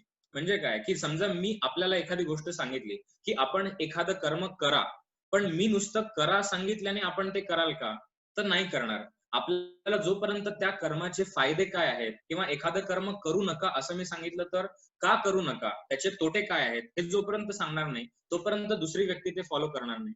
तसंच वेदांमध्ये सुद्धा एखादा याग नुसता करा असं सांगितलेलं नाही किंवा एखादं कर्म करू नका असं सांगितलेलं नाही, तर ते कर्म केल्याने काय फायदे मिळू शकतात आणि ते कर्म म्हणजे जे निषिद्ध कर्म आहे, जे नका करू असं सांगितलंय, ते नाही केलं तर काय होईल आणि जर ते केलं तर काय होईल, अशा पद्धतीची जी वाक्य वर्णनात्मक आहेत, तर अशा वाक्यांना आपण म्हणतो अर्थवाद. अशा पद्धतीने 5 प्रकारची वेदवाक्य आहेत: विधी, मंत्र, नामधेय, निषेध आणि अर्थवाद. या सगळ्या गोष्टींची चर्चा मीमांसा दर्शनाने त्यांच्या सगळ्या ग्रंथांमध्ये केलेली आहे. तर मला असं वाटतं की आज आपण जे काही विषय बघितले, तर मीमांसा दर्शन हे वेदांवरती आश्रित असल्यामुळे आपल्या सर्वांनाच वेदांचा तेवढा फारसं ज्ञान नसल्यामुळे, म्हणजे मी माझ्यासाठी सुद्धा म्हणतो की मी सुद्धा काही ते वैदिक जे कर्मकांड आहे मला त्याचं संपूर्ण ज्ञान नाहीये, पण तरी सुद्धा मीमांसा दर्शनाची जी एक भूमिका आहे की कर्म म्हणजे काय ते समजून घेण्याची, आणि आजकालच्या काळात प्रॅक्टिकली आपण ज्या पद्धतीचं कर्म करतो तर त्याचा नक्की त्या कर्माशी काय संबंध आहे, वैदिक कर्माशी काय संबंध आहे, हे एकूण समजण्याच्या दृष्टीने मी हा एक विषय आपल्या समोर मांडण्याचा प्रयत्न केला. तर जो काही विषय आज आपण समजून घेतला, तर आज आपण इथे थांबूया. आपण बघितलं की वेद वाक्य किती प्रकारचे असतात, आपण हे पण बघितलं की कर्म किती प्रकारचे आहेत, श्रौत कर्म कुठली, पौराणिक कर्म कुठली, तांत्रिक कर्म कुठली, किंवा इतर पण जे कर्मकांड आपण करतो त्यांच्यामध्ये करत असताना काय काय आपण कशा भूमिकेतनं केलं पाहिजे, आणि श्रौत यागांमध्ये ते सिस्टमॅटिकली केलं तर निश्चितपणे त्याचं फळ कसं मिळू शकतं, या सगळ्या दृष्टिकोनातनं मीमांसा दर्शनाचे जे विचार आपण बघितले, तर हे सगळं थोडक्यात मी मांडण्याचा आपल्या पुढे प्रयत्न केला. आता माझा विषय मी इथे थांबवतो आणि याविषयी आपल्याला काही प्रश्न विचारायचे असतील तर आपण विचारू शकता. हरे कृष्ण. सर, प्रत्येक याग करण्यामध्ये 4 प्रकारचे पुरोहित असतात. यजुर्वेद, सामवेद, ऋग्वेद आणि अथर्ववेद. तर त्या 4 पुरोहितांचे पण एक प्रकारचं काम असतं की एक पुरोहित त्याचं मंत्रोच्चार जे असतात ते चेक करतो, एक पुरोहित यज्ञाची आरास करतो, एक पुरोहित असं करतो. त्याचं काय विशेषता आहे सर? नाही, असं आपल्याला म्हणता येणार नाही, पण प्रत्येक पुरोहिताची जी भूमिका आहे, श्रौत यागाच्या अनुषंगाने जर आपण बोलायचं ठरवलं तर प्रत्येक पुरोहिताला त्या अनुषंगाने काही रोल्स असतात. म्हणजे श्रौत याग असल्यामुळे जसं आपण म्हणलं की ऋग्वेदाचा जो पुरोहित आहे त्याला म्हणतात होता, यजुर्वेदाचा जो पुरोहित आहे त्याला म्हणतात अध्वर्यू, सामवेदाचा जो पुरोहित आहे त्याला म्हणतात उद्गाता, आणि अथर्ववेदाचा जो पुरोहित आहे त्याला म्हणतात ब्रह्मा. आणि ज्या वेळेस ज्या ज्या पुरोहिताचं जे काम असेल ते त्यांनी करणं हे अपेक्षित असतं. पण जसं तुम्ही म्हटलं की एकाने मंत्र चेक करावे किंवा दुसऱ्याने दुसरं करावं, अशा पद्धतीचं ते नसतं. कारण की सर्वच लोक जे आहेत, सर्वच पुरोहित आहेत, त्यांना त्यांच्या त्यांच्या भूमिकेची पूर्ण माहिती असते. आणि जसं मी सांगितलं की सर्वांना सिस्टमॅटिक माहिती असल्यामुळे ज्या वेळेस त्यांचं कर्म येतं तेव्हा ते त्यांचं कर्म करतात. त्याच्यामुळे दुसऱ्यांचं चेक करण्यासाठी वगैरे असं कोणी नसतं. पण 4 पुरोहित असतात आणि ज्या वेळेस ज्यांचा रोल असतो त्यावेळेस त्यांच्या अनुषंगाने ते आपापलं कर्म करत असतात. सर, तुम्ही ह्या सगळ्या कर्मकांडांची अंग वगैरे सांगितली आणि त्याला तुम्ही जो सायंटिफिक बेस दिला की हे सगळे म्हणजे प्रयोगाधिष्ठित त्याला तुम्ही एक रूप दिलं, तर त्याच्यानुसार मला तुम्हाला खरं हे विचारायचं होतं सर की आता तुम्ही जे उदाहरण दिलं तुमच्या सर्किटरीचं, तर मला हे माहिती आहे की समजा मी कॉपरच्या ऐवजी सिल्वर वापरलं, रिप्लेसमेंट केली तरी सुद्धा काम होऊ शकतं. सो रिप्लेसमेंट करताना आपण तुल्यबळ रिप्लेसमेंट करतो, राईट, की माझं काम होतं. त्याच्यात अजून एक मुद्दा मांडला की तरी सुद्धा याच्यातली एक जरी स्टेप उलटी पालटी झाली किंवा काही मिस झालं तर हे सगळं सफल होत नाही. सर, मग असं असताना आपल्याकडे जी काही कर्म आहेत की समजा मी सपत्नीक एखादं काम करतोय पण माझी पत्नी समजा एक वस्त्र आहे तर तिला ते काम करता येणार नाही, मग सुपारी बांधूयावा किंवा कावळा शिवला पाहिजे पिंडीला पण कावळा शिवत नाहीये, मग दर्भाचा कावळा शिवणं. तर आपण सजीव वस्तूंना निर्जीव वस्तूंनी रिप्लेस करण्यासारख्या या अट्टहासात्मक रिप्लेसमेंट कुठून येतात किंवा हे थांबत का नाही? या ज्या रिप्लेसमेंट, आता ऍक्च्युली तुमचे 2 प्रश्न होते, तर मी पहिलं जे सांगतो की जसं तुम्ही सांगितलं की प्रयोगामध्ये कॉपरच्या ऐवजी सिल्वर वापरलं तरी चालू शकतं, तसंच या वैदिक प्रयोगांमध्ये सुद्धा वेदांमध्ये असं पण सांगितलंय की या कर्माच्या ऐवजी तुम्ही हे पण करू शकता, पण त्याचा उल्लेख वेदांमध्ये साक्षात आहे. म्हणजे दोघांपैकी एक केलं तरी सुद्धा चालणार आहे, पण त्या दोघांव्यतिरिक्त तिसरं नाही झालं पाहिजे. म्हणजे अल्टरनेटिव्ह या वैदिक प्रयोगांमध्ये सुद्धा आपल्याला दिसून येतात, जसं तुम्ही सांगितलं कॉपर आणि सिल्वरचं. हा एक मुद्दा झाला की त्याच्यामध्ये सुद्धा पर्याय असतात, फक्त ते वेदांमध्ये सांगितलेले असले पाहिजे. आणि दुसरं जे तुम्ही म्हटलं की अल्टरनेटिव्ह कुठून आले, तर आता मी सुरुवातीची जी सगळी भूमिका सांगितली की वेगवेगळ्या प्रकारचे कर्म कसे असतात, आपण नक्की काय करतो आणि वैदिक कर्म कसे असतात, हे सगळं सांगण्याचा माझा उद्देश हाच होता की आपण जे करतो ते किती बरोबर आणि किती चूक या सगळ्याची जाणीव आपल्यालाच व्हावी, आणि जे ओरिजिनल वैदिक कर्म आहे ते कसं आहे हे आपल्याला समजावं, म्हणूनच मी सगळी भूमिका सुरुवातीला दिली होती. तर हे जे सगळे रिप्लेसमेंट आहेत ही फक्त पळवाट आहे, याचा खरं तर कर्माशी किंवा त्या प्रयोगाशी काहीही संबंध नाहीये. आणि जसं आपण म्हणलं की सुपारी बांधायची किंवा कावळा शिवला पाहिजे, म्हणजे इतर पण कर्म करत असताना एखादी गोष्ट जर नसेल तर त्याऐवजी आपण अक्षता वाहतो, एखादी गोष्ट नसेल तर त्याविषयी आपण नुसते हात जोडतो. म्हणजे काय की आपण ज्या पद्धतीचं कर्म करतो आहे ते आपण प्रयोग म्हणून करतच नाहीये, ते फक्त आपण आपल्या समाधानासाठी करतोय. केलं हे आपल्याला समाधान वाटतं, हे फक्त मानसिक समाधान आहे. आणि आपण जे काही करतोय ते वैदिक कर्म नाहीच आहे, ते श्रौत कर्म नाहीच आहे. त्याच्यामुळे नंतरच्या काळामध्ये काय झालं की हे इतकं स्ट्रिक्टली असल्यामुळे आणि प्रयोगाच्या अनुषंगाने असंच्या असंच झालं तर त्याचं फळ मिळू शकतं, अशा पद्धतीचं प्रतिपादन असल्यामुळे कालांतराने असं झालं की ते तितक्या योग्य पद्धतीने करणारे लोक नव्हते, किंवा आजही आपण जर ठरवलं तर आपल्याला तेवढं सिस्टमॅटिकली करता येणार नाही. त्याच्यामुळे हळूहळू लोकांनी त्याच्यामध्ये अल्टरनेटिव्ह शोधायचा प्रयत्न केला किंवा पळवाटा काढायचा प्रयत्न केला. पण जे ओरिजिनल वैदिक कर्म आहे त्याच्यामध्ये अशा पद्धतीच्या पळवाटा चालणार नाहीत. आणि ते म्हणतात की असं जर असेल तर बेटर आहे की तुम्ही ते कर्म करूच नका. जर तुम्हाला त्या सिस्टीमने करता येत नसेल तर ते कर्म करू नका, असं ते म्हणतात. जर करायचं असेल तर ते तसं झालं तरच फळ मिळेल. आणि जेव्हा आपण नावं ठेवतो की हे मी केलं पण तरी मला फळ नाही मिळालं, मी हे कर्म केलं पण तरी मला फळ नाही मिळालं, म्हणजे आपण जेव्हा एखाद्या प्रयोगाला नाव ठेवतो आणि आपण जेव्हा म्हणतो की हे व्यर्थ आहे, याच्याने काही होत नाही, तेव्हा सगळ्यात पहिली गोष्ट आपण ही लक्षात ठेवली पाहिजे की करत असताना आपण ते 100% सिस्टमॅटिकली केलंय का. केलं असेल तर वेद असं सांगतात की निश्चितपणे त्याचं फळ आपल्याला मिळू शकतं. मला याच्याबद्दल एक बोलायचं वाटतंय. मी राजेश देशपांडे बोलतोय. आपण जेव्हा आता आधुनिक काळामध्ये पण जेव्हा एखादं टेस्टिंग किंवा स्टँडर्ड असं रिलीज करतात तेव्हा त्या स्टँडर्ड मध्ये पण असं खूप डिटेल्स त्यांनी स्पेसिफाय केलेलं असतं की तुम्ही हे गोष्टी वापरूनच हे केलं गेलं पाहिजे तरच तुम्हाला कम्प्लायन्स मिळेल. तर हे जे काय कर्मकांड जे सांगितलेलं आहे किंवा त्याचे जे विधी सांगितलेले आहेत ते जुन्या काळचं स्टँडर्ड असावं असं होऊ शकतं का? जुन्या काळचं स्टँडर्ड असं आपल्याला म्हणता येणार नाही, पण काय झालंय की कालानुरूप सगळ्या गोष्टी इतक्या बदलल्या आहेत की आजच्या स्टँडर्ड मध्ये सुद्धा जर एखाद्या व्यक्तीने ठरवलं जर करायचं ते करता येऊ शकतं. अगदी असं नाही की नाही, पण आजकालची आपली सामाजिक परिस्थिती बरीचशी बदलली आहे. आजकालची आपली जीवनशैली एकदम वेगळी झाली आहे. आपण ज्या प्रकारच्या आयुष्यामध्ये जगतो आहोत, आपण आपलं सोशल लाईफ किंवा आपलं बिझनेस लाईफ किंवा या सगळ्या गोष्टी त्या जी वैदिक परंपरा त्या काळी होती त्याच्यापेक्षा हे अगदीच वेगळं असल्यामुळे आजकालच्या काळात ते आपल्याला सगळं इररिलेव्हंट वाटतं किंवा आपल्याला वाटतं की ते सगळं शक्य नाही. आता थोडंसं त्या प्रकारची जीवनशैली असणं किंवा आता जुन्या काळी कसं होतं की सर्व मुलांचं उपनयन होत असे, सर्व मुलं हे गुरुच्या घरी जात असत, सर्व मुलं हे थोडाफार का प्रमाणात होईना वेदांचं अध्ययन करत असत. आता आपल्याला असं वाटेल की वेदांचं अध्ययन सगळेजण कुठे करत होते, पण मी असं सांगू इच्छितो की सगळ्यांना, म्हणजे फक्त एखाद्या जाती विशिष्ट मी असं बोलत नाही, तर आपल्याला आपल्या घरामध्ये असं सांगितलं जातं की आपण या गोत्राचे आहोत. प्रत्येकाचं काही ना काही गोत्र असतं की अत्री गोत्र किंवा विश्वामित्र गोत्र किंवा वसिष्ठ गोत्र, म्हणजे जे काही गोत्र आहे. तर त्याचबरोबर गोत्राच्या अनुषंगाने प्रत्येक घरामध्ये कुठल्या वेदाचं अध्ययनाची परंपरा होती हे सुद्धा प्रत्येक घरामध्ये आणि प्रत्येक व्यक्तीमध्ये, भारतीय जे लोक आहेत त्या सगळ्यांमध्ये ते होतं. मी असं नाही म्हणत फक्त ब्राह्मणांमध्ये होतं, सर्व प्रकारच्या लोकांमध्ये होतं. कारण की इतर जी काही कर्म आहेत, समजा आता राजसूय यज्ञ आहे, तर राजसूय यज्ञ कोण करेल? क्षत्रिय करेल. म्हणजे राजा, ज्या व्यक्तीला राजा बनायचे, ज्या व्यक्तीला राजसूय याग करायचं, ती व्यक्ती क्षत्रिय असली पाहिजे. म्हणजे काय की क्षत्रिय व्यक्तीला सुद्धा वेदाचं ज्ञान असलं पाहिजे. म्हणजे असं नाही की फक्त ब्राह्मणच वेद शिकत होते, फक्त ब्राह्मणांनाच वेदांचं अध्ययन करण्याचा अधिकार होता वगैरे, हे जे आजकाल लोक म्हणतात, तर तसं अजिबात नाहीये.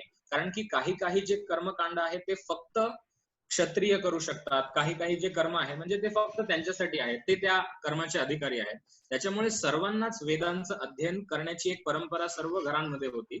आणि आजकालच्या काळात ती सगळी, आपण असं म्हणूया की आपली जीवनशैली पूर्णपणे वेगळी झाल्यामुळे ते थोडंसं आपल्याला इररिलेव्हंट वाटतंय.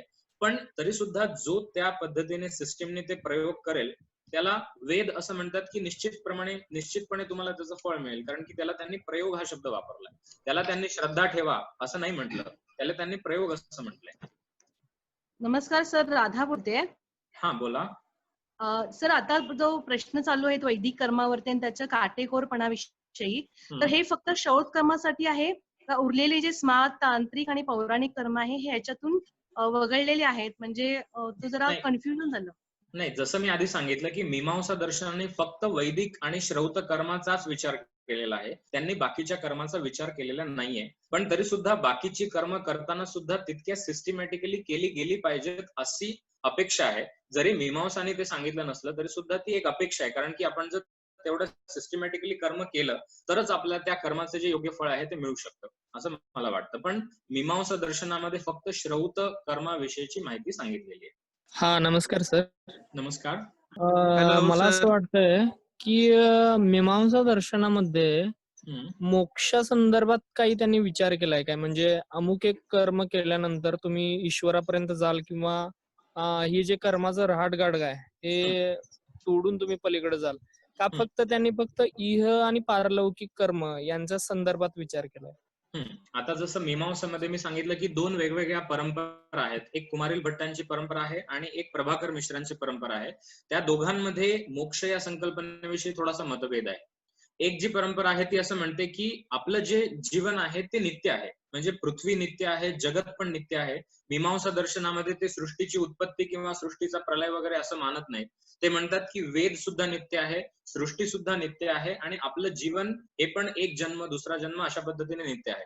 तर एक संप्रदाय जो आहे मीमांसेचा तो असं म्हणतो की जे काही नित्य कर्म आपण करणं अपेक्षित आहे ते नित्य कर्म जर आपण करत राहिलं तर आपण याच आयुष्यामध्ये सर्व प्रकारचं ज्ञान आपल्याला प्राप्त होईल आणि ते म्हणजेच मोक्ष आहे. या कर्माच्या बंधनाला सोडून दुसरीकडे कुठेतरी जाणं म्हणजे मोक्ष नाहीये अशी एक परंपरा म्हणते. कारण की ते म्हणतात की कर्म हेच प्रधान आहे आणि आपण जेव्हा आपलं जे नित्य कर्म आहे, प्रत्येक व्यक्तीचं जे धर्म आहे की जो त्यांनी केलाच पाहिजे, त्या पद्धतीचं जर कर्म आपण करत गेलो आणि त्या पद्धतीचं कर्म आपण सिस्टमॅटिकली फॉलो केलं तर कर्म करणे हे म्हणजेच आपल्या आयुष्याचं अंतिम लक्ष्य आहे. कर्मापासून दूर जाणे हे आपल्या आयुष्याचं अंतिम लक्ष्य नाहीये असं प्रभाकर मिश्रांचा संप्रदाय मानतो. आणि कुमारिल भट्टांचा जो संप्रदाय ते असं म्हणतात की हो, या कर्मांपासून आपल्याला बंधन किंवा म्हणजे बंधनातून आपण मुक्त होऊ शकतो.